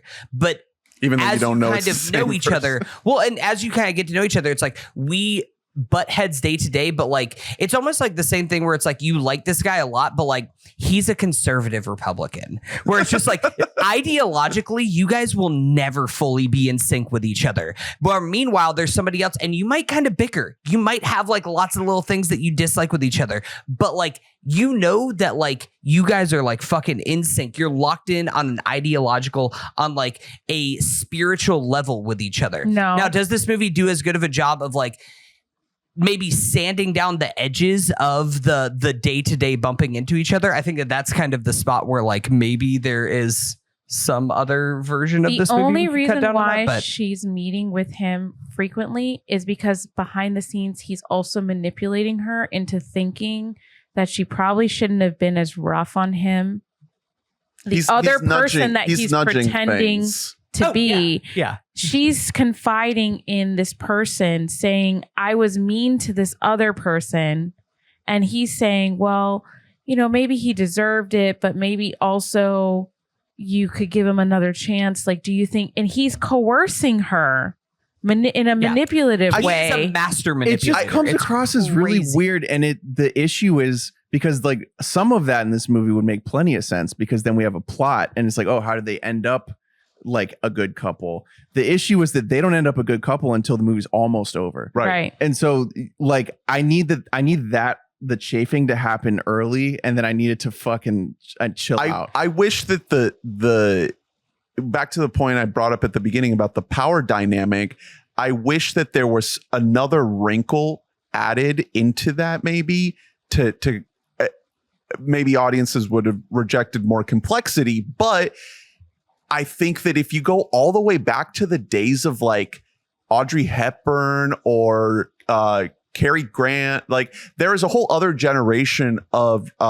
rom-com where the bickering was part of the deal that you were signing up for, the conflict, the roughness, that what you're getting out of these people like not getting along. The man always held the power. Exactly. It's really just a matter of building block in of this it. movie. It just feels like one person is actively destroying the other. It's insanely while one-sided. trying to get with them. Because think about it, if he got attacked by just any other business partner / blonde / opponent, and he wasn't in that online relationship with them that he knew about, he would have disregarded her a long time ago and been like, I'm rich, honey.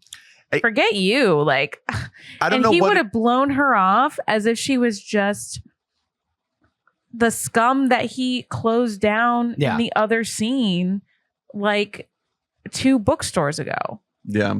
I don't know what the solution is, but there's something that could have happened to give Meg Ryan a little bit more of a leg up, a little bit more of a chance for she gets for like power. I do think that Meg Ryan's character, though, because she is closer to the audience surrogate, does get the emotional beats of the movie. Like She sees her mom, the scene of seeing her ghost mom twirling, it's just like fucking tears, man. It's like nice. that shit just fucking works for me. And like it's a lot of just seeing Meg Ryan, and again, all the credit in the world goes to her. It's like she carries so much emotion on her face that she is able to do so much. And even in like the breakup scene that she's having with Greg Kinnear, that is kind of played for laughs. And it is a very funny scene, that breakup scene of like, you don't love me, I don't love you either. Does But that also, happen? Isn't it great when you don't love someone and they also don't love you, No, and here's you're the just thing. able to come to an agreement Man, about it? A good amicable Is that a real thing? breakup? I mean, I mean that happens in Sleepless too. When she dumps at the end, when she dumps him and he's like cool with it. yeah. Yeah, He's like, like, actually, I could tell that that's you loved kind of a different Nora man. thing, and I kind of appreciate it just because we've seen plenty of. We know how breakups actually are. Yeah. We don't need to see any of those. Amicable breakups happen. It's a little bit messier if you like live together. Shit, I just but, remember, wasn't it in Sleepless with Bill Pullman where he is just like the nicest guy ever, and Yeah, that's what I'm saying. no, Bill Pullman is, and she innocent dumps him, in and he's like, Sleepless. "Yeah, okay, yeah, sorry, exactly. I'm sorry." So this one makes more sense because they both don't like each other, and it's set up across Greg the movie. Kinnear could just be out because- there just Well, fucking yeah, because everybody. Kinnear has like multiple bitches who want him. Apparently, Greg Kinnear, I think he ends up with Parker Posey. That's I wanted that to happen. By the way, going full, they came together mode. love Kinnear. Love. Oh, Kinnear. I thought you were going to talk about Parker Posey.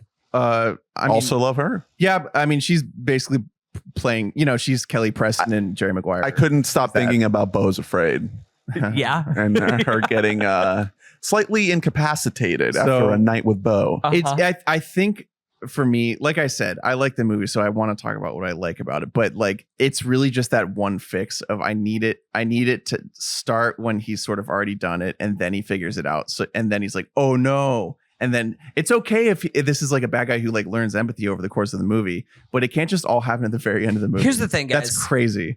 You've Got Mail is made for the fans. It's not made for you. It's not for Okay, you. it's not for you guys. It's made for the fans like me. But so generally, like I said, it's a super clean premise. Like it's just like, It's a great idea. yeah, like you just hear it It's and it's based like, on- boom, gets you in, gets you out. The Shop Around the Corner, which is a 1940 film. Well, and that's based on like an old like Hungarian play. Yeah, something Yeah. called Parfumerie. I'm going to guess there wasn't a lot of American online in that one. in Oh, Parfumerie, yeah, by Miklos Laszlo. Is Yeah. that is that Matt Berry in What Yes. We Do in the Shadows? I mean, and it has You've that, got electronic mail. this has that's that pretty feel of something that's based on, you would almost guess is based on like a Shakespeare, and this is a modern take just because it has that dramatic irony, that false pretense relationship. You know what I mean? Yeah. That like every single Shakespeare Very has. classic. Yeah. comedy. So like Yeah. it just has that classic rom-com thing about it. Did you see Um, the tagline on the poster on Wikipedia? Say it. Someone you pass on the street may already be the love of your life. That's a good tagline. Mm-hmm. That's a really good So tagline. Whoa, especially- say you love me. Say you love me. The opening scene of them, or not opening scene, but like shortly after they both log on online and they're walking around the city, like just out of sight of each other, is really fun. It's so they came together. They came together as so you've got. They came Mail. together- We have Not in to- my head. The order is flipped for me. We have to reorganize. The experience of watching this movie, I'm like, hey, that's just like they came It's together. hard to compare to because They Came Together is, the greatest movie ever made. Yeah. So like, how do you compare the two? So I have a couple of Hank's thoughts here. Like I said, I think it really speaks to where he was at culturally that Nora Ephron was willing to make his character so reprehensible Yeah, and just like count on the fact that he's Tom Hanks. right. Everyone fucking Truly, loved yeah, him. because he is, and it's the same. He carried a lot of weight in Sleepless in Seattle because he had to be a guy that America falls in love with just from one radio show. And we love snarky Hanks. Like that's part of the Hanks Oh, yeah. No, he experience. kind of looks like a foot, and I'm not attracted Okay, to him at so all. Lee, this is an important thing. I need to talk about this. This is really important. This is the first movie where he looks a little wonky, and there are takes. getting up there. Well, because Hanks, especially like starting in the 2000s, really, it's unfortunate, but this is how it goes as you age. You have to be able to read someone's emotions if they're an actor. Hanks in this movie, there are a few takes where it looks like he's wincing, and he's not. because he has a really bad case of that, of just like wincing face. Yeah. No, because where if you either he's here's the smiling or thing, just though. anything. So there are takes in this movie where he is not working. So he's 40 at this point, 42. Yeah. Well, and this is a big part of his story, especially compared to Cruise's, is he's coming on later. Like he's becoming a superstar in his 30s. So let's talk about the heartthrobs of the 90s. Okay. We got this freaking guy. What's this guy's name? Oh, Notting Hill. Are you talking about Hugh Grant? Hugh Grant. Yeah. Hugh Grant. Not an attractive guy. No. Not an attractive guy. People were really into big ass heads in the 90s. People were really into if you pull up most of the stars of guys in the 90s, they were able to be average, but every girl had to be freaking the hottest woman you've like ever Well, and again, seen.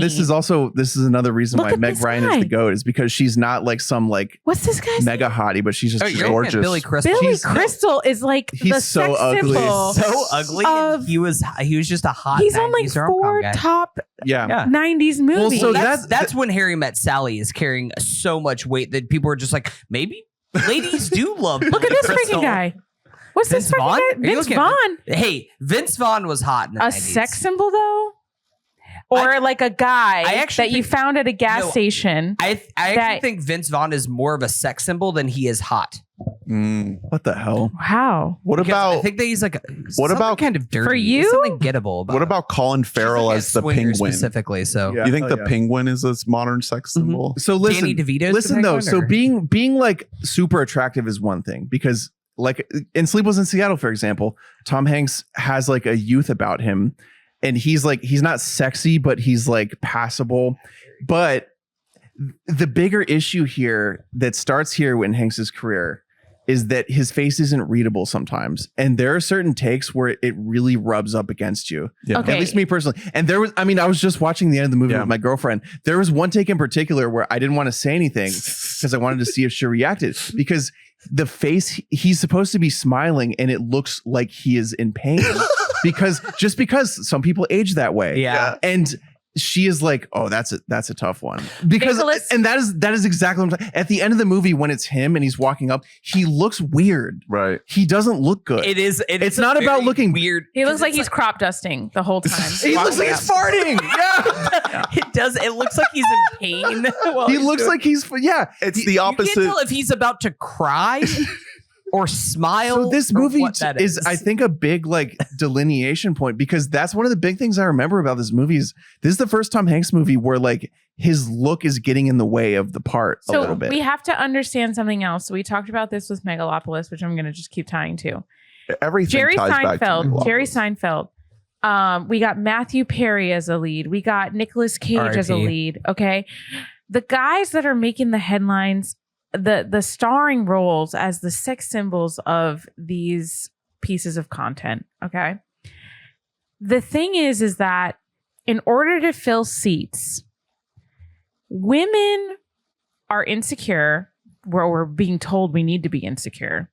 And so we're being sold these like models. Like, look at that. We got Gwyneth Sandra Paltrow, Bullock. Sandra Bullock, Nicole Kidman, We got Julia Nicole Roberts. Kidman. We got Julia Roberts. These are counter to Billy Crystal. Okay. Would not fuck. And we're being told you need to look like this. Meanwhile, guys are not going to the theaters Just to see like what you they're have to gonna look like Billy Crystal, and Instead, you're they're like, like- fucking bet. They're Let's like, go. yeah, dude." I can relate to Billy Crystal. I can relate to Matthew Perry. I can relate to Vince Vaughn. Like, if I'm going to fill a seat, I'm going to fill a seat with a guy that like is kind of sweaty looking a little bit. Mm-hmm. And he's got a little bit of a grimace when he's trying to smile. And you know what? I can relate to that. He's got a little bit of a receding hairline and he's only in his 30s. Like, I can relate to It's that. just- I got a little dad belly. I can relate to Yeah, that. he's got a little Women are pudge on him. never allowed to look like that. Women are never Well, I mean, allowed just look at to have a leading role in a rom-com and look like that. just look at Meg Ryan right now. Like, she's Yeah. not around. She doesn't work anymore. well, that's what I was Meg gonna- Ryan's one of my favorite actors of the entire decade. She's in the 90s. she's one of my And favorite actors ever, she's man. gone. She's like so rock solid in all of these movies. But starting, I'd say a couple years after this, she started getting a lot of work done, and she was on the cover of every tabloid, and it went downhill so fast. Yeah. And she's unrecognizable. It's so now. not fair. And like, it sucks. Just in general, we talked about this a lot. I think, because I think a lot of it is like, it also comes down to like the internalized, like, you know, what women are taught they should be versus what men are taught. Because like even movies that are targeted toward women, like the woman has to be super hot and the man like doesn't necessarily have to. Yeah. Just because like men watching like these movies, they're like the aspirational man is like a funny guy. So like, yeah, Billy Crystal. Yeah. That's, I wish I could. Well, yeah. and you can just get away with like looking anyway. And I mean, like bigger picture, like broader, going like lifting up the curtain a little bit. It's not like we've talked about behind the scenes of like other film of other like actor series of doing it, of like different women that we wanted to do and doing arcs. But the problem is for a lot Not of much women, of an arc. well, the problem with a lot of women that we want to talk about is that whenever it gets like towards the end of the career, it just gets kind of sad because you're just kind of talking about like, The oh roles yeah, disappear. Hollywood just kind of cast them to the side. And it is just a thing where it's not like as fun as like, oh, didn't he, late career he do Castaway? Wait till like, you see the substance. That's what it's about. That's kind of, and that is kind of a thing that's just a thing for like all of Hollywood. That's been the story as old as time, and it's getting better in Hollywood. Well, Meg Ryan is a little. She just came out with a movie, so the movie isn't like hitting big, but there is an attempt happening right now for a bit of a Meg Ryan comeback.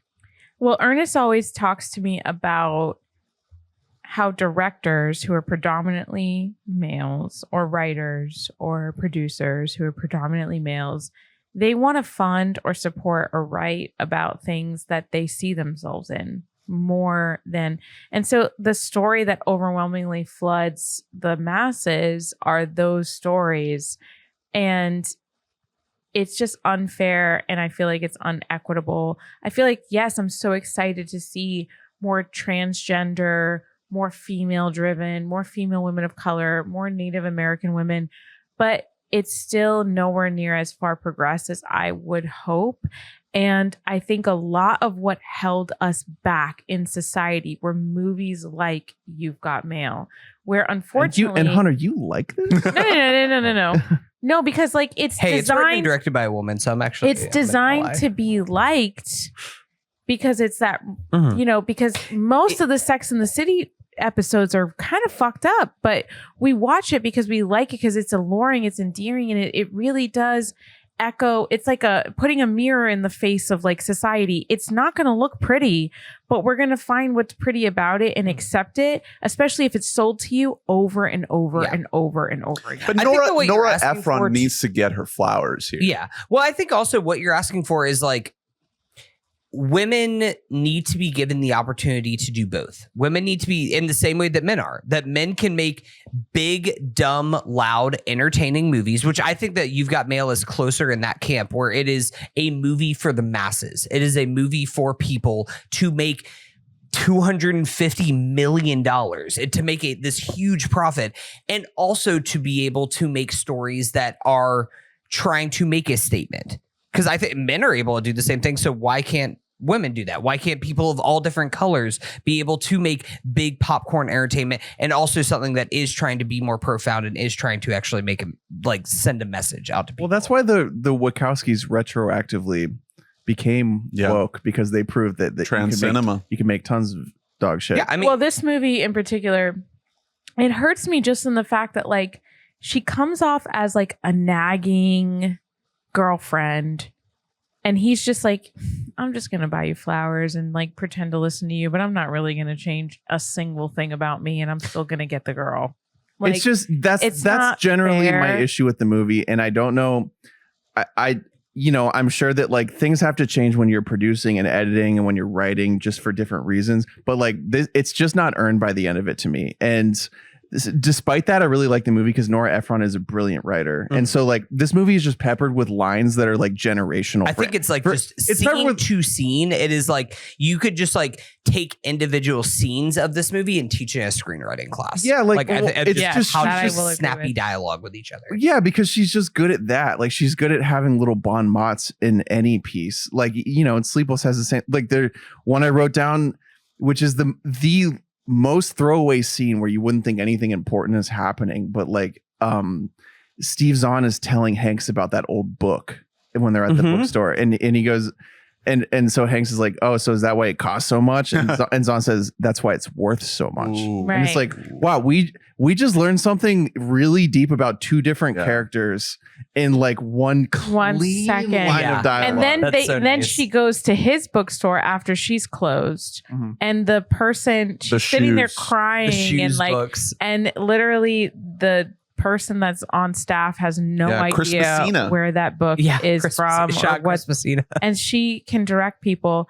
It's like it's a little bit of a love letter to small businesses in a way, in just a small hint. And I wish they leaned into it more. And New York, that it is. it's almost like New York is another character in the movie. I thought that it was pretty clearly pro local business. Like that's at least what I was taking away from it was very much like, get out there and like don't let this die. Now, could it have leaned more into it? Sure. But again, this is a movie for the masses, and we have to kind of like. Well, apparently it's based has that idea in it. I think is interesting. It's also based on like a real thing that happened. Apparently, this part of New York, the Upper West Side, I think. Upper Sweet Side NYC. Apparently, there was like a big Barnes and Noble that opened up right next to a local bookstore. So it's definitely based on real events. And I wanted to say, like, Nora Ephron, I think my problems with the movie aside, like, clearly she is doing something that resonates with a lot of people and that is going to be remembered in film history in terms of like a woman getting a chance to have this confident of a voice and serving the audience that wants these types of things. At this point in film, she's like top 10 women who have power in Hollywood. Yeah, like she has the ability to make stuff like this. I think she just also has a lot of, you know, like outdated viewpoints of her own that she's reckoning with. You know what I mean? Like because she's a product of the world, the same world that everyone else was a product of. Yeah, and so specifically this era and this subculture of like high class New Yorkers, that is a window into a world that a lot of people were connected to at the time. And in that sense, it might be dated that you wouldn't make this kind of movie today in this way. It wouldn't be about like two rich white people in New York, but there was something about this era that it makes sense why this kind of movie was as big as it was, because that specific niche, that specific lifestyle was something that was very attractive. Yeah, well, and speaking toward that, I mean, she kept making movies about rich white people and they weren't hitting because of that. Exactly. At a certain point, like the culture did pass her by because of this. Yeah. But in the ways in which I think it matters, the movie hasn't aged badly, you know, with the whole internet thing, the approach to email and everything, the conceit of having an anonymous person that you know, it's aged well. I agree. And it's also this is one of the first movies to thematically like include the internet. There's a lot of fantasy of just wanting to build culture and to build connection with people that are new, that are completely outside of your circle. And I think that's becoming more and more of something that we all want to try and like pull in, because everything is becoming like automated. You know, we're going to the grocery store and now you have to no more humans. Checkout. You don't even get to like interact with people. And at a certain point, you want to get outside of your small circle. You want to have deeper connections with people, and that feeling is the internet is a right place to like cultivate that, but it can also be a really dangerous place where like people can prey on it. This movie somehow encapsulates both, where like you can like be attracted to it, but also like be manipulated by it. He invents catfishing in this. He doesn't make And he Fish also hooking. and he also is like the first ever online toxic film bro with his like Godfather No, I fucking will bullshit say- that he keeps on talking. That's so cool. The Tom just like silently doing like a Marlon Brando. Oh, impression. Tom is cooking in He those is scenes. so good. All at the those scenes where he's like It's- writing emails, Tom is doing incredible work. It's, He really it's is. really incredible. Those are Tom. that's his his best like work in the movie. silent like Brando impressions like Come to me on the day of my death. It's like, yeah, I You look totally to me know and that you listen. don't know this reference, but I'm going to keep pushing it down your throat because it's That's- something I like. Do I do that to Here's you? the thing. Maybe. Here's the thing.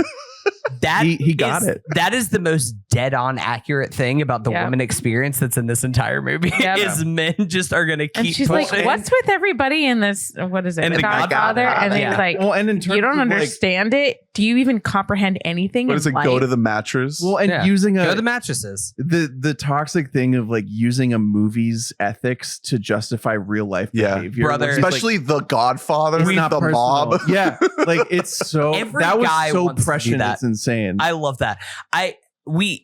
That was one thing I wanted to shout. And also we haven't mentioned it yet, but yes, of course, Nora does have this like infatuation with the affluent even before she was affluent herself.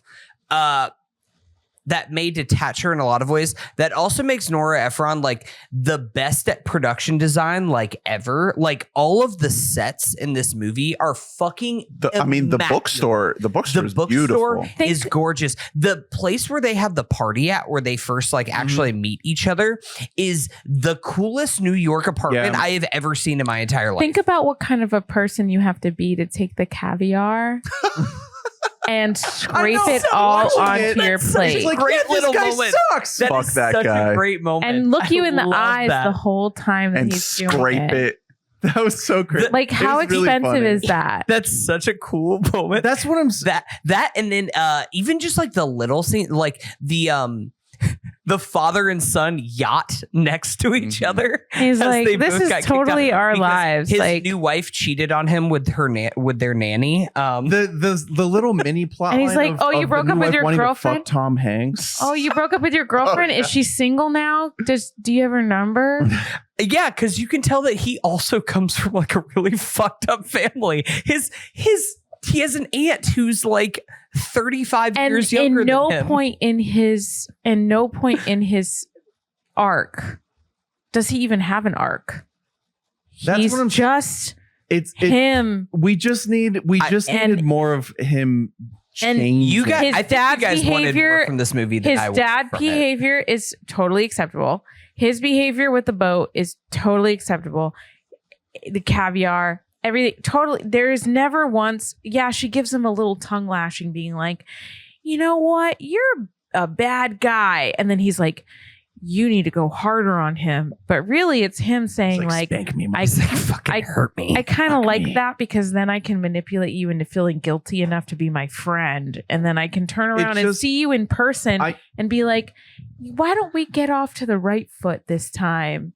Knowing that Here's you're the thing. weak. You guys are right that he's a bad person. I never watched this movie in any. It's not a factor for I you. didn't think that was like a deterrent because I thought that was just kind of a known quantity that we had. No, like I mean going that's into fair. it. It's just if I'm watching a rom com, I want the rom com to show me why they should. Be I still buy them. I still buy the two of them together, and even more than that, I buy scene to scene what I am seeing. I feel bad That for is Meg what Ryan's I want in character. this. So they The have thing a is, kid. They don't end up together. Like they are not staying together. I have No way. no ifs, ands, and buts. 'Cause they about have a they do kid, not last 6 And they months. say, hey, honey, so let me tell you about how mommy met daddy. So mommy so had good. this 40-year-old bookshop, and it was so endearing. It was so nice. You would have loved the smell of it. It smelled like autumn all year. And your father opened up a conglomerate, like mega development bookstore that had 3 stories, and swallowed up my business and I couldn't make it and I got into crippling debt. And then you know what would have Amazon happened swallowed is his his son would have said, "Shut up, mommy, and get back in the kitchen." Right. That because they raised their just- children. They only had boys. The thing is, I know that like the movie knows that it, even back then, I think the movie knows that it structurally made a mistake, because like one of the like 3 biggest rules of screenwriting is you don't have 2 redundant scenes, especially right next to each other. And at the very end of this movie, the script realizes what it needs to do. And it's like, oh, we need to have like 4 scenes in a row that are the exact same. And it's just them hanging out, because like otherwise, like no one will want them to end up together. Well, it feels like the movie's going to end. And like, then you get that stretch. So that's Just that's kinda not keeps how you write a going. movie. Like you don't do like Again, they just shouldn't end up starting together an at all. hour in. No, well, there's a way to do it where it's like starting like an hour in, you start getting interspersed with him making an effort to hang out with her and become a good guy, so that like an arc is felt instead of just like a straight line at the very end where it's like, by the way, I'm a good guy, the end. Like it's crammed. To come to its defense, have you guys watched a lot of Hallmark movies? Are I've you watched- comparing this to a Hallmark movie? Most beats bones, of a Hallmark movie, the template. campy template is always like, oh my goodness, I have to go back to my job, but my father's farm or my father's cookie shop needs somebody to I have a step in and Christmas help cookie run the business. business. But across the street is the mega business that of cookie The mass big- production. The big Christmas cookie store. will That's never going to work. take us. And I have a big marketing company in New York that I got to get back to, but my dad's cookie business is at risk because of this guy. But and now I kind of like him. These are I'm at least naming 4 No, different. I was gonna Hallmark say movies. you're describing like 27 different ones that I have seen before. I have seen them. The best version of that is like, God, I'm this businesswoman who's focused on small Christmas cookie Inc., but you're just a ghost from the 1800s that I met in this mansion. We're never gonna make it with each other. The reason why this plays better though is that Meg Ryan is a better actress Way than better. any A million Hallmark times. actress ever. And the way that Hallmark people look is all, and maybe I'm catching on to something. I'm like learning and talking out loud as I do it. The way that the people look in these Hallmark movies are almost too Barbie and Ken. Yeah. That it's not believable. They cast Throw in- models, not actors. Throw in like a thumb Tom Hanks in there. You need some ugly guys. And in you pain. got like some realistic. So you're saying there's believe still this. a chance for me. Is Like, what you're saying. Absolutely. like- Okay. Like Billy Crystal. The other, Yeah, maybe he could. Billy Crystal is just a bystander in all this, and we were just dunking on our Like boy. maybe. well, every comparison to When Harry John Met Travolta's Sally is not. so unfair, because that movie is incredible, and every rom-com fails to live up to the promise of When Harry Met Sally. But the other comparison that we were talking about is a more modern one, a movie that came out last year, Anyone But You. Oh yeah, A movie that is so boring. it's soulless. It's so bad. And it's like, that is a movie that is trying to do the whole rom-com thing where like you have your 2 people at odds with each other the whole time, and you know they're going to end But up imagine together if at the Meg end. Ryan had big tits. Right. That is Imagine a if great Meg Ryan conceit. had such big breasts, and you've shown them in like 2/3 of every other production that you've had in your career, and then you wear very small bikinis 70% of the film, and it's half of the trailer, and you also have whatever else the plot was. Hey, you don't have to just come after Sydney Sweeney, who I do think has the potential to be a very good actor. That movie is so bad, But- though. It's like, but it's wrapped up in a bad package, then nobody involved in it's going to be good. Glenn Powell, I know, is a banging actor, but if you're putting him with bad material, there's only so much good acting that somebody can do. You've Got Mail is better in every aspect compared to Anyone But You.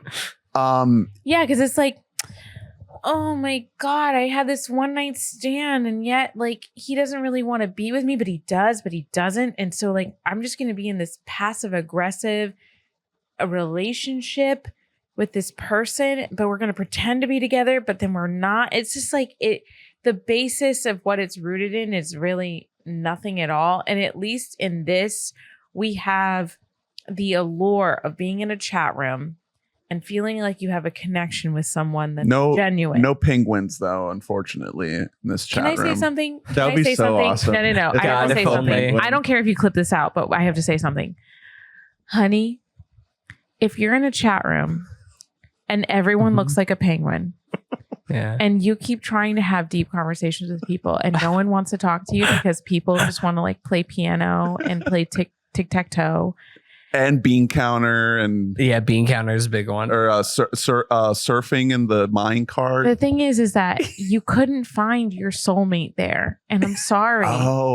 That you kept trying. So all those women that I talked to, women, they didn't want to be with me. There was actually no girls. I got fish hooked. Should we get to the categories? Yeah. All right.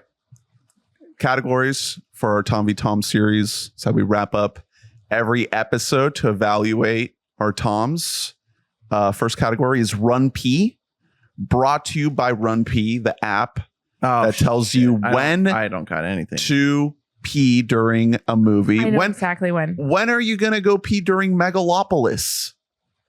You could probably go at any point and you can come back and ask what happened, and no, you'll here's never what know. you do. In the scene where they bring out a live human being to interact with the stage, which I'm sorry, did you see it in a format where there was somebody who got up there and interacted? No. So was it just like silent? No, it's you hear it. No, yeah, because like that's the thing with this like in-person thing is like it's not like they're actually saying anything. No. So a line plays. Here's the thing. That is like the worst marketing ploy I think I can ever remember. There's a live component to the film. The live component after the movie we talked, because it was like the standard people who were like always there, and I was just like, hey, nice job up there, haha. And they was just like, yeah, biggest acting moment of my life. Like, yeah, it was like there, the guy like standing running up the screener was the guy. Oh, yeah. Nice. They just hired him up there. Part. So they had like people standing in the crowd, and they were like, they made this whole big thing about how there's a live audience come on, and the whole time, like Drew and I were talking before, and like I was like, are there gonna be real life hecklers in here? Like, what's gonna be the live? Is component? a circus gonna break out? The component. It's a matter of someone stands up and has a microphone. It's an interview sequence where Adam Driver is looking just off camera and like he's doing an interview. Also, the screen is small. And the screen is small and they turn on like a light in the theater and somebody stands up there with like a microphone and pretends to be like reading the line from the interviewer interviewing Adam Driver. It is beyond pointless. It adds nothing to the movie whatsoever. But Francis Ford Coppola, that's when you go pee. Interviewer, that's where you go pee. And You've Got Mail, When You Go Pee, brought to you by Run Pee. Thank you for sponsoring this episode. You've got mail. When you've got a male organ. Oh. What? Okay. Women got to don't relieve pee. yourself. I was gonna say when women don't pee. We know this. Yeah. When you're enjoying Meg Ryan, but your third leg crying. Run Pee. Ooh. When your Fox and Sons Good, gotta. Drew. Thank you. I would say probably around the time that Tom Hanks is for some reason sitting in his dad's office and they're like talking business. And they're That's just too like soon in the talking movie. shit. That's in like, and he's like the sitting on first the 15 couch minutes. flipping through a magazine. He's like, I'm at work, you know. No, I would that's miss too soon. any of the Dave Chappelle scenes. Yes. That's when I would go. In the office scene. Would you not feel a little bad though? When the when they scene- were in the penthouse, the entire time I was just really wanting his grandpa to be like, hey son, go long, and then start tossing a pigskin and then fall out the window and go, oh my God. The Big Ricker account. What are you doing How here, about Kevin? How about when he goes with Dave Chappelle to see her, and When he it's their finds first out. time, and then it's when he finds out, and he's like, it looks like a lot like this Kelly lady. What's her name? Kathleen? Catherine Kelly. Catherine? It Catherine is Kelly. Kathleen. Catherine Kelly. Kathleen Kelly. And he's like, it's Kathleen Kelly. And Dave Chappelle is like, no, it's Kathleen Kelly. And he's like, what? And then he's like, I'm going to get out of here. And then he leaves, but then he comes back. And then she's like, oh, I'm reading my book. I'm not. That whole actually scene is great, here." though. I wouldn't miss And- any of No, that. No, I that's would a bad. That is not a realistic scene. I love that scene. I absolutely love that scene between the two of them together. What part do you love? The fact that she's flustered and he's like, no, I'm sitting down. And in fact, if you don't like that I'm sitting here, I'm going to sit at the table behind you here's the because thing. I'm rich. You and gotta, you don't get to gotta tell get me over to trying leave. to want to be with Joe Fox. Nobody wants to be with Joe Fox. It's just about watching the two of them just They end up have together. fucking sparks together. Why? I feel like you're fixated on the bad people. Of Would this you all. want to? You're Meg Ryan. No, You're sitting at that table. I don't want to. And be you're with them. waiting for. What I want to watch is to be entertained in movie theater, and that is an entertaining. You a don't damn want to fall in entertaining love scene. with whoever's about to come through that door and see that rose. I do, but That's it is too important of a scene. I would miss. Because that's I the would miss. scene where- him Wait, and- hold on. What him does and Drew Dave have to Chappelle say? jogging. That's just the first scene where he knows, which my argument obviously is that it shouldn't be. I think he should know earlier. But that's the first scene where he knows. So it's interesting to watch how he acts. Also, the way that he acts is also strange because he doesn't know. It's the He first just- time that like he's ever been in any kind of situation where like he is trying to be a human, but he's being a failing. dick. No, so that's the thing is poorly. he goes in there and he keeps being an asshole. That's when I was absolutely shocked and I wrote it down. I was like, why? Like he doesn't have one good line yet where he's being nice. I almost wish that like he needs to have more remorse, but I kind of still like him just being like somebody who is so in touch with his emotions and with his feelings that he is still an asshole like whenever he first finds out. And maybe we do need a little bit more to like kind of get him That's the to thing a is, middle ground. But I do like the fact that he is like a piece of shit. He isn't just gonna not be a piece of shit anymore. 'Cause he No, realizes, I know. like, I he's agree. hurt. My problem is though that we're already an hour in the movie. I think it should be earlier. It's a long I think this movie. movie should be longer. It's 2 hours. I think this movie should be It can- 4. It can be as long as it is. It's just this scene needs to happen earlier. Like it's Yeah. crazy that like the first sign he shows a sign of being human is during this scene where she offends him and he's like he does an awesome bit of Tom Hanks acting where he actually is hurt and he's like that's my cue and he leaves. Like that's the first bit of really good Hanks acting. But that's like an hour 5 into the movie. The first moment where you're like, okay, maybe this is a real person. Like that's it. just too late. It's too late. I agree with you there. I would pee somewhere before that for that reason. I would pee when Dave Chappelle and him are jogging together, and it's the that whole thing about like the gym. yeah. Dave Chappelle, by the way, is going like less than 1 mile an hour. Hanks is like He's not fucking getting any sprinting. cardio. Yeah. there. Chappelle's like, I'm not doing that. Next category is Tom swap. Could the other Tom do this role? Could Cruise be Joe Fox? There have been way worse Tom swaps than this one. This is one of the better Tom swaps. I think it's a clean swap. Because I don't think he the is- movie. He's just doing Jerry Maguire. He's played a business the asshole. walk up where his dog runs into the park and he doesn't give a shit about his dog running into That's a traffic. And he great- looks over at her and he's like, hey, Tom would nail if that. Tom Cruise was there, When- I would be like, oh. Hell yeah. When Exactly. Gaia, We did. Gaia, Not even that hot. moment happened when she was just like, "Hey, can somebody check on the dog?" The dog just runs without a leash. It only into works New York if like City. you are attractive. Yeah, as if he has hell to walk you're up and it like- has to be a guy where you're like, ooh. And Tom, Now Tom's like, unfortunately, He's in pain. this is the first movie where Yeah, Hanks' Tom is like, his face is not, he's puffy. yeah. That's the best word, I think. Yeah. This is the beginning of puffy Hanks. Yeah. And But- it's not agreeing with what he's trying to do. but Hanks at that time was also hot just for the fact that he was Tom. It was Hanks. starting to wane, though. I That's know. the thing. Well, it's also Not it's more waned now, but in that moment, This is when it starts. He still had a following that was very strong. I know. Well, and this is just, it's a matter of like, he was cast because he's Tom Hanks. No one knew that he was about to become Puffy Hanks. You know what I mean? Like, There were signs. yeah, like at a certain point now like the world knows what they're working with when they cast Tom Hanks. He doesn't look like that anymore. But like back then, he had not looked like this in a movie yet. And it really, it plays a role here. And I hate to say that because it's mean. Can I say though? God, was basically, he never seen ever the substance. was he ever hot? No, but The like, volcano one? no, but I'm Joe not versus even, the I'm not volcano. even talking about being hot. I'm saying like you have to have a readable face if you're an actor. You have to understand what emotion you're conveying. And there are times in this movie Splash. where if you were to just look at him, you'd think that he's in pain or something. Yeah. And it's a scene where he's smiling. And it's I don't just think he was that's ever just, hot. That's just how his face happened to He was cute. age. No, that's the Yes. thing. And he had a very open, he It had bigger eyes. He had it like a face worked. you could read. it worked more with Meg Ryan, who went home to change from her tan gray outfit To to another. Another tan gray outfit. tan Oh my god, gray that made me outfit laugh so with hard. a little bit of like maybe No, a hue it of had- purple. It had on a her skirt. She had a sweater. skirt on this time. It was like a linen. That was the difference. That made me laugh so hard She when that rushed opened at the home. end of the movie. It's to crazy. change from brown to beige brown To brown. tan. Shout out to Gray. Rob Reiner and From his team gray on, to gray. And on When Harry Met Sally, because the outfits in that movie are Yeah, just hell yeah. I thought to phenomenal. myself, like, it takes a very particular person to like to wear so much plain linen.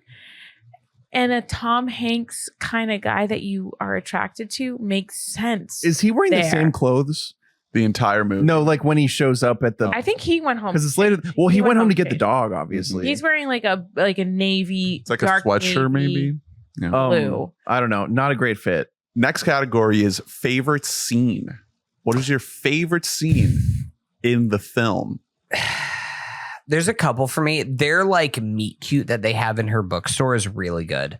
Of like the lead up to him at the fall festival. That's awesome. Seeing her like reading the books initially, like full, like in like the old princess garb and everything. And then like that whole scene, because we get the Steve's on the line that you were talking about earlier about it's not it's not expensive. It's And I'm telling you that because like I said, that's exactly a half hour. And that scene is I actually agree with you. I think that's my favorite scene. It's awesome. He's with the kids. So this is the first moment where we're sort of liking him because we're like, oh, he can hang out with kids.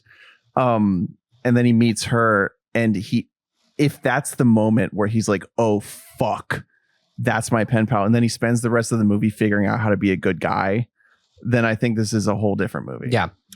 I'm gonna pick two.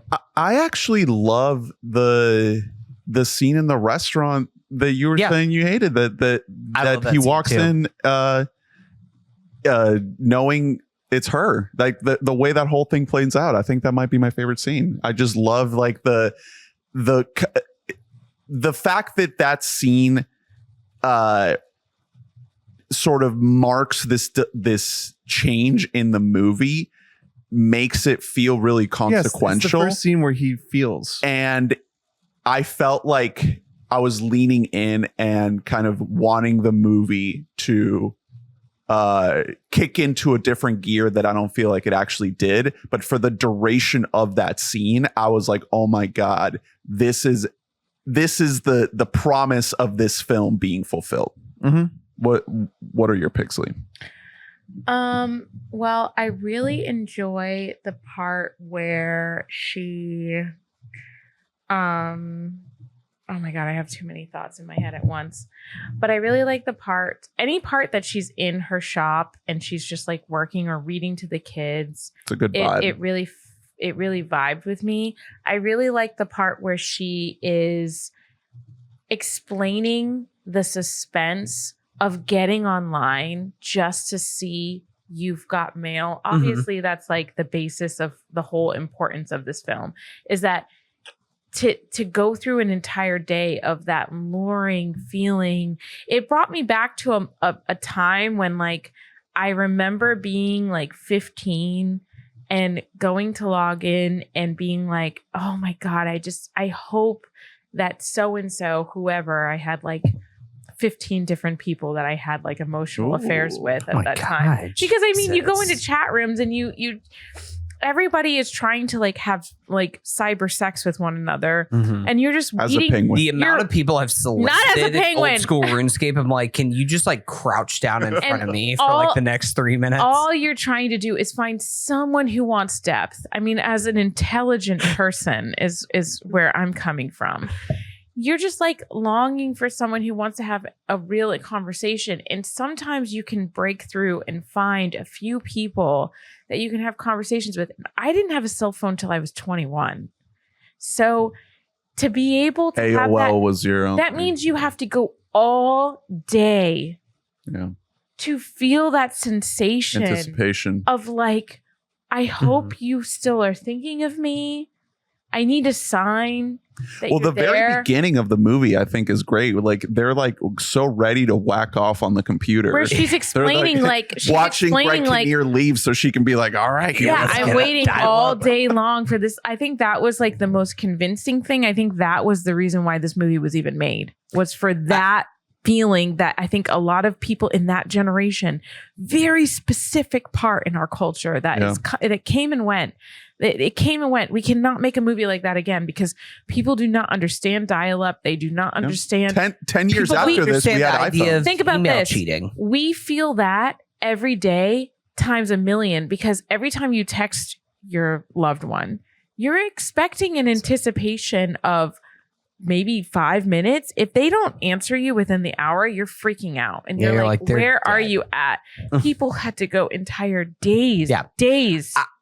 I think to your point, because I think all of the email stuff is handled so well. And I think that if it was handled poorly, this movie fails. Yeah, I think that like it you're right. fundamentally falls apart if that doesn't work. To your point though, even emails that they didn't actually like read on camera, all of those emails were on a website that were like on the movie's official website that was live until 2018. Cool. Like Hell that yeah. people could actually go in there and even read like extra exchanges that they had with each other to like deepen The the, connection lore between of these two Duke Got characters Mail. and stuff. And that's Coppola-esque. so cool. Like, But that's then such the a cool other idea. scene I would say would be the scene where after she closes her business and she's walking through, The mom. and it's a little sick just because like you're meant to fall in love with this Barnes and Noble type mega business. Like she's falling in love with it while she's also Yeah. mourning It's a her nice place. business.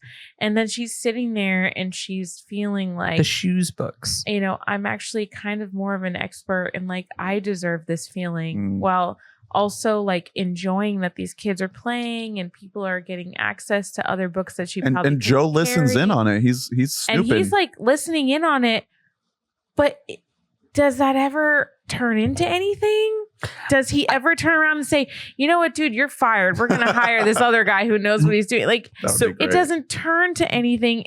But that moment of like, It's like a the- recognition. it's like a moment of the small little bit that we get to come up for air and realize that like what she had was real and it was important. And the reason why it was important is what is lacking in this place. That small 5 minutes was a payoff for me. To your point, there, and I'm gonna go back. This will be the last thing I mentioned about they came together. Probably not, but the end of this movie made me think a lot about the ending of They Came Together, where they're like kind of in the restaurant afterwards, and they're like, "And you guys lived happy ever after, right?" And they're like, "No, we're getting Cup of divorced. Joe was really just like a stand outside, so that went under really quickly." Of course, Lasted a week. Yeah, Meg And then- Ryan's like, and yeah, I then the had no cheating good started, ideas for writing, it turns out. the Yeah. cheating started right after that, and it's My, like, my career was in administration of a bookstore. I'm not a good writer. and like that's almost how I feel that the movie of the ending of this movie ends, where they're like, yeah, no, we really only like the idea of each other more than we actually liked each other as people. So I would that was like, never gonna I would happen. like for Meg Ryan to come into that relationship and be like, all right, this man manipulated the fuck out of me. I'm going to manipulate him. I'm going to date him. I'm going to give him what he wants. I'm going to give him my body. I'm going to take all his fucking money. Yeah, I'm gonna marry him and I'm gonna steal his shit. I'm gonna leave him for the nanny. I'm going to get every cent out of this man's empire.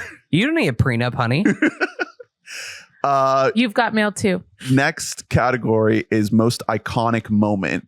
I'm gonna ride hard for the opening CGI New York. Oh, the Vectors, New York. That's the second time because we got the same thing in It's- Sleepless in yeah. Seattle, right? We love New York as vectors. Yeah, Why is she doing this? I don't know. Sure, like honestly, are we sure Nora Ephron didn't make the Frasier logo? Also, just all the shots of them walking around New York City, like getting the hot dogs. I know. Well, it also It's like New York's a character in the story. Yeah, it's almost like New York. I like where they character. type and they're like, And Tom's like, it's the one. It's the one giant problem with They Came Together is like the lack of budget, where like all the sets and like every interior, like the curtains are drawn so you can't see what's actually outside. These locations just rock in this movie. Good. Yeah, like watching them walk around, it's like this is what a normal budget feels Only in New York. like. Yeah. Like there's so many. Told you Tell it was me going to about be a it. crazy day. Like watching it last night, I was talking about how like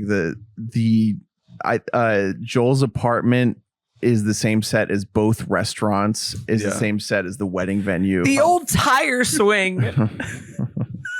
It's You just sold all- it for what? A couple of greenbacks? It's great what you can do when you have money to, and especially because Nora Ephron has a great eye for like choosing locations if she's directing, and then decorating sets. Like she's really good at it. I love how it makes a big difference. It really is just that part of Manhattan. It's just like it's just the Upper West Side. Yeah, like how many It's right there. blocks is It feels very much of a neighborhood. can in we New just York, which pull is up cool too. Sex in the City real quick? Like, what was the span of Sex in the City? Because what do you mean the span? Like when did it start come and out? when did it sunset? Or I guess they still have So, movies. But I say this because 98. my aunt lived in New York for 20 years, and the Same year. show manipulates that 98 to culture 04. because like so many scenes in that show, and what is the name of the show? Oh my god, I'm blanking. Cheers. right now. That's no, Law Boston. and Order. Oh. It like flaunts New York City in this essence of like, oh, if you've ever been here, we are gonna nod to like the places that you've been, so that you feel like you're a part of this. Like even the touristy areas, they do wide shots and they're walking through, and she's like getting lunch at like the place that everyone comes to. Well, to and there's get something lunch. even opposite of even something like Friends, which had already been on at this time, where Friends is very New York, but is also very much trying to be like, this is just like you and your friends in your own hometown. Like this is the same kind of thing, even though it's in New York. And that's why we live in a 3,000 square foot apartment in Manhattan. And we don't have jobs. Yeah, that's like, it's one of those things where it's like, it doesn't make sense. We're with Friends, we're with Sex in the City. With something like this, you kind of have to like show off the affluent for an idea like this to work. And then like the iteration on this is 15 years later, whenever you get something like Girls. Like that's kind of the next version of this. Good point. Of He's like, life in New York. He's like, let me guess, you have a full budget of $350,000 a year. And she's like, how did you know? And it's like, because I literally studied you to figure out how to put you out of business, one. And number two, there's no way you can financially make that in today's economy. Yeah. And so like, just selling books. She's Yeah. right. Yeah. Just Well, but children's she's not. books. But Just she's not. children's books. And one thing we didn't mention is like she's not like ruined because the store closes. Like she's not on the street. She cashed Steve out. Zahn maybe is, but she's fine. He's fine. Yeah. Next category is fellas WYD. What would you do? So If put you're- yourself in if the you're in the head Hanks- of a character. So let's Brittany, say I we're think you Hanks- had it right. What? Oh, about if we're Meg Ryan, I am mooching off of him. I am marrying into that family. Take I'm all taking that money. Everything the that thing he is is, worth like getting with out. the way that he interacts with her in this, if I'm Meg Ryan, I'm like calling the cops. Right. Like he is being so weird a Yeah. lot of this movie. Yeah. If you're just viewing this as like, because if you're watching it with like, well, yeah, they end up together, so anything he does is going to be normal, then it's fine. But like, he's being so strange, and he won't leave her alone. Yeah. And he runs into her like 3 times a day. Yeah. And the last scene where his dog comes running up, I'd be like, what are you doing here? Like, I've already seen you today. What are you doing I'm here? waiting for my the new two man. and I would need together, him yeah. to be like, it was me all along. And I would be like, why? Why? I'm not going to greet you with a kiss and be Punch like, him. oh my God, Kick him I in the nuts. wanted it to be you all along. Like, I did not want it to be you all along. In fact, I want you to explain to me How long did you know? Tell me why I shouldn't claw your eyes That's out. honestly the best question that is not asked is how long did you know? Because what if he knew? Terrified. That's What it. if I'd be he so knew scared. before he put his business there, and he Yeah. The long still con. put the business there? Exactly. Well, And yeah, 'cause we she's- don't know. She's like, give me a kiss. When we jump into the story, they've already been pen pals. Like we don't know really how the extent of this. Well, don't and really, know. so they say Meg says that they meet at a like 30 singles chat room. I don't think that they specify it specifically for New York, but Tom's says NY 152. Yeah. So he clearly is a New York guy. Her tag Shop is girl. just shop girl, which by the way, how she got in on shop girl before anybody Yeah. else, good job by you. No 1, 2, 3. No. Yeah, it's just shop girl. Not no SH0P Z G1. girl GURL. So like they had to have been talking for long enough that like they didn't give each other like specifics on who they are, but they both know that they are in New York together. Now, granted, it's a big city, but still, like they had to have been chatting for a while, Right. laying them seeds. Yeah, and And if their friends know that they have these pen pals. the too. thing is that I would have looked up every single 152 reference or whatever the hell. Like I would have tried to do. See, because they didn't have social media. Look So it up on all what, they though? had to do. Like Right. Alta Vista. Go Like, to what are the you going on? library. Okay. Firefox. They didn't have it. Netscape. Next category. We're scoring Tom 1 to 5. Where does this rank on the Tom scale? Not the quality of the film, but the Hanksiness. This is when he started skating by with his Hanksness. There is one shot at the very end of the movie when they're sitting on a bench talking about who this guy might be, and he goes, which is like, That's the Hanks. yeah, that's really Hanks. The thing is that I like it's, snarky Hanks. I like Hanks with a little bit of edge to him. It's at least a 3 for me. I think I'm almost like very torn on this because on one hand, you could not make this movie without Tom Hanks. Like, I think that Tom Hanks carries so much of it because, like, if it is just generic actor C, it's what you guys have mostly been talking about, how you're just hard out. Falls apart. Like, you were just like, I do not buy this guy. Fuck this guy. I'm not in on this movie.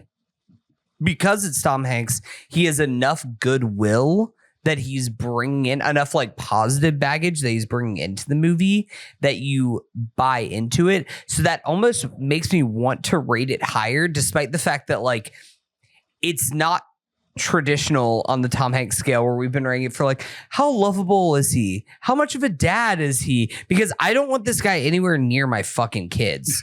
So I'm I gonna just- say it's a 3.9. Okay. I was thinking of 4.06. So Oh, okay. I have a little bit more respect for actors that when I see them in an interview and they're super camera shy or awkward or just completely different than what they've been delivering on screen. Like the only name that comes to mind is like Joaquin Phoenix or like, Bo is afraid. Jared Leto or something. Like they like they're given these roles those are your two hall that passes, right? no, it's just the first two that come to No. mind that like when you see them in an interview, they're so different from anything that you actually have chameleon. seen them be on Yeah. screen. Hanks is And always Hanks. Hanks is literally always Hanks. Like Yeah. I think I guess it's like maybe the Oscar effect where as soon as you get nominated or you're in an, you receive an Oscar, you're given this like pass to just be you. You don't have to change your No, there's hair. something You don't have to specific do about anything. Hanks. And it's like you get to just literally repeat the same character in every film and just different scenarios. And where I feel robbed is that they always get like some leading roles of something that I think there are other actors or actresses that could have been better that were robbed of that opportunity because they keep getting the scenes because they just know that they can fill seats. And that's where the production robs us of our opportunity to explore like more depth and range. I think you're right in a lot of instances, but I don't know about in like this one or with Tom Hanks specifically, because like Tom Hanks won 2 Oscars and Forrest Gump in Philadelphia. You can't really get a lot more different from 2 different Oscar wins between those 2. Very different characters. Also, like, I think that you have to have somebody with a character like this who is as shallowly written as we're all agreeing that this character is. If we're not changing the script itself, you have to have somebody who the audience knows coming into this. And elevates You can't take this. You can't take it. You can't just give this to an unknown because the unknown does not carry enough positive weight coming into it for the audience to buy in. And a lot of instances, I do agree with you where it's like, especially like there's some legacy actors out here. Like I'm just thinking about like, how many great actors do I wish had a chance to play Reagan, but we had to give it to Dennis Quaid. But something like that, where it's just like we're still kind of casting these guys. Quaid, I think Quaid, like, I'm just kidding. Wrote, directed, and produced. I'm just kidding. Audience, please don't go see. Yeah, Reagan. I know. I was going to say that movie is probably very pro Reagan, if I'm guessing. It 100% is. But isn't John Voight in Reagan? It as well be. I don't know. Is Donald Trump in Reagan?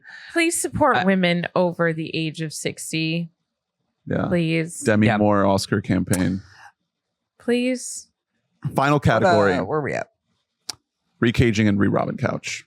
Where are Nick Cage and Robin Williams in this movie? So Robin Williams in the Dave Chappelle role. Oh my God. Yes. Same line, same accent. That was exact same. Honestly, I would give him more of a voice. Yeah. I would let him say it. Robin Williams? He would be able to pull it off. Yes. Cage. Cage in the Greg Kinnear role. Okay. That's not bad. No, Cage does not belong here. No, I want Cage just because I want all the women just like fucking fawning over him. Yeah, just all the women frothing. are so horned up. That for would Nick be perfect, Cage. actually. You guys hit it on the head. Could Cage be Steve Zahn? No, it has to I'm be, not it has to be losing. a little guy. Can I have Steve Zahn play all the roles in this movie? I didn't praise Steve Zahn enough in this movie. I know. Do you have a female version of this question? The best character actor of the 90s. Well, it's just the people that we've covered in our Yeah, so there series. never will be. Yeah. What you want Woman. you want to recast Meg Ryan? Well, that's what I'm asking. If you guys have like a Who would you put in that silo, role? Like could Tilda Swinton like make a space and Oh my like God. what are we talking here? Like what's the range? The thing is, I don't know. Whoopi Goldberg. I don't We've know. been podcasting for almost 3 hours. We cannot keep going much longer. Okay, yes. it is it's tough whenever you're talking about 90s rom-coms because it's too easy to be like Billy Crystal could do this, Julia Roberts could do this, and like go to like the same usual suspects of people. But Nick Cage is tough. But speaking of Cage, though, City of Angels movie we covered with It you. taught me how to feel. Better or worse than You've Got Mail? It taught me how to feel. And you guys don't understand it because you're not religious, obviously. correct there. Is this better or worse than Fern Gully? Why would you ask me only that? It's like the only 2 movies I've ever seen in my life. Like I have You've now seen range. 4 movies: The Substance, Fern Gully, You've City Got of Mail, Angels. and City of Angels. You gotta I'm see just Michael. comparing the ones you've been on the pod for. The thing is like there is what we need to conclude this podcast with is that there is a genre of rom-coms that are awkward in today's society, but we have to applaud them and nod because there was a wholesomeness that was there in our childhood that the moms and the grandmas that used to read those sweaty little horny novels, they Used to. filled the room Think that they at the stopped. theater. They packed the house for movies like this. So to And that point, Flicking beat. a good way to end this would be reading Nathan Rabin's review. This is from 2003. He wrote this. beautiful. Famous AV Club guy. He hated this movie so much. Oh, I don't agree with everything he's saying, even though he's right. You know what I mean? Like Woody Allen, another hopelessly upper middle class New York obsessed writer director with a built-in audience, Nora Ephron has made a career of flattering and pandering to her target demographic. In Ephron's case, soccer moms for whom cities are places to buy tchotchkes and get good coffee and bagels. Woody Allen films are the epitome of cinematic art, and Harry Connick Jr. is a perfectly fine substitute for Frank Sinatra. Oof. Brutal. Jesus. Yeah, so I'll just skip to the end. The romance is both plottingly obvious and woefully unconvincing. The comedy is alternately condescending and clueless, and You've Got Mail as a whole is atrociously, almost unwashingly saccharine, Too much. representing pretty much everything wrong with today's big budget, high concept Hollywood filmmaking. I'll say, bro, he didn't know what we had coming. It's for I the was gonna fans. say, it's not for you. It's not for you. It's for the fan. I should comment on that. Should I go like Go in there. On like archive. Let's do it right now. A live commentary. No. So quick question, because I wanted to ask. So you guys put You've Got Mail behind Joe versus the Volcano and Sleepless in Seattle? Yes. I haven't seen Joe versus Volcano. I put it behind Sleepless. That's insane to me that you would put this behind Joe versus the Volcano. Joe versus the Volcano is not a very good movie. It's fun. I would It's a probably good put time. I would probably put Sleepless in Seattle, then this, and then Joe versus the Volcano. Like that would Okay. be my order. I don't know how you could put Joe versus the Volcano. Sleepless, I guess. After It's this. classic. It's important. That's what I'd say about It's just this like movie. Megalopolis. Yeah. That's what I'd say about this movie. It's like all the flaws you can fly Here's the over thing. them. And just But if I think have to You've Got say, Mail is the most well-written and well-rounded movie that I've ever seen. you guys And have I to think remember. Fox is somebody You guys we have should to all look up remember to. that like today, what's being made in substitute of this to pack the theater is Anyone But You. Boo. That's true. And like And we hate we're that. like devolving, like we're going backwards here. Yes. Thank you all that for is listening. Facts. Please rate, review, and subscribe. Like and comment. Let us know your thoughts on You've Got Mail and Megalopolis. Check And out the We Bought a Mic Substance. and The Substance, which we will talk about more as the year goes on. We are not done talking about The Substance, and we're not done talking about Megalopolis. We are going to live in Megalopolis. Are we sure we're not done talking about Megalopolis? Can we be done talking about Megalopolis? Check out weboughamic.net to get every episode in your inbox. And thank you to all the donors at patreon.com/weboughamic for supporting this podcast. Your money makes the show possible. How many donors? This week, 0, because we're donating all our funds to the victims of Hurricane Helene. We're with you. We stand with you. If anyone is listening out there, our thoughts are with you. I hope that we can give you some kind of entertainment in this tough time. Hopefully you didn't listen thinking that we were going to praise this movie. I feel bad. I feel like people are going to hate this episode. I praise this movie. All right, fucking don't come for me. Leave me out of your hate. People are going to be comments. mad. I'm here. I'm an ally. Thank you, Lee, for An ally coming for on His the shirt cinema. says You've Got Mail on for it. coming on the Yeah. show.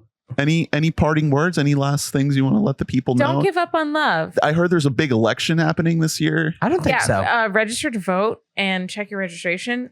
Vote November 5th. But the other thing is, if you are curious about love, whether you know their name or not, Whether it's with an Pursue it. angel. I have to pee so bad. okay, run pee. And don't forget that film could be an art form that we all could come together and embrace. And even if you don't embrace it, you can find some commonality in which we all love it together. So Beautiful. Thank you. Thank you. Thanks for coming movies. on. I love you. I love you. Next week, Other husband. I I feel kind of left out now. We Now that you're return- left. I don't have anybody's hand I can hold. I'm just to loving cruise. everybody now. we've been on a bit of a Hanks tear here. Mm-hmm. We're back to cruise. Oh, we're at a good one. with Eyes Wide Shut. Let's a film go, by dude. Stanley Kubrick. This is gonna be a great one. Get ready for Cannot it. wait. Thank you. We'll see you then. Bye-bye. Bye. Bye.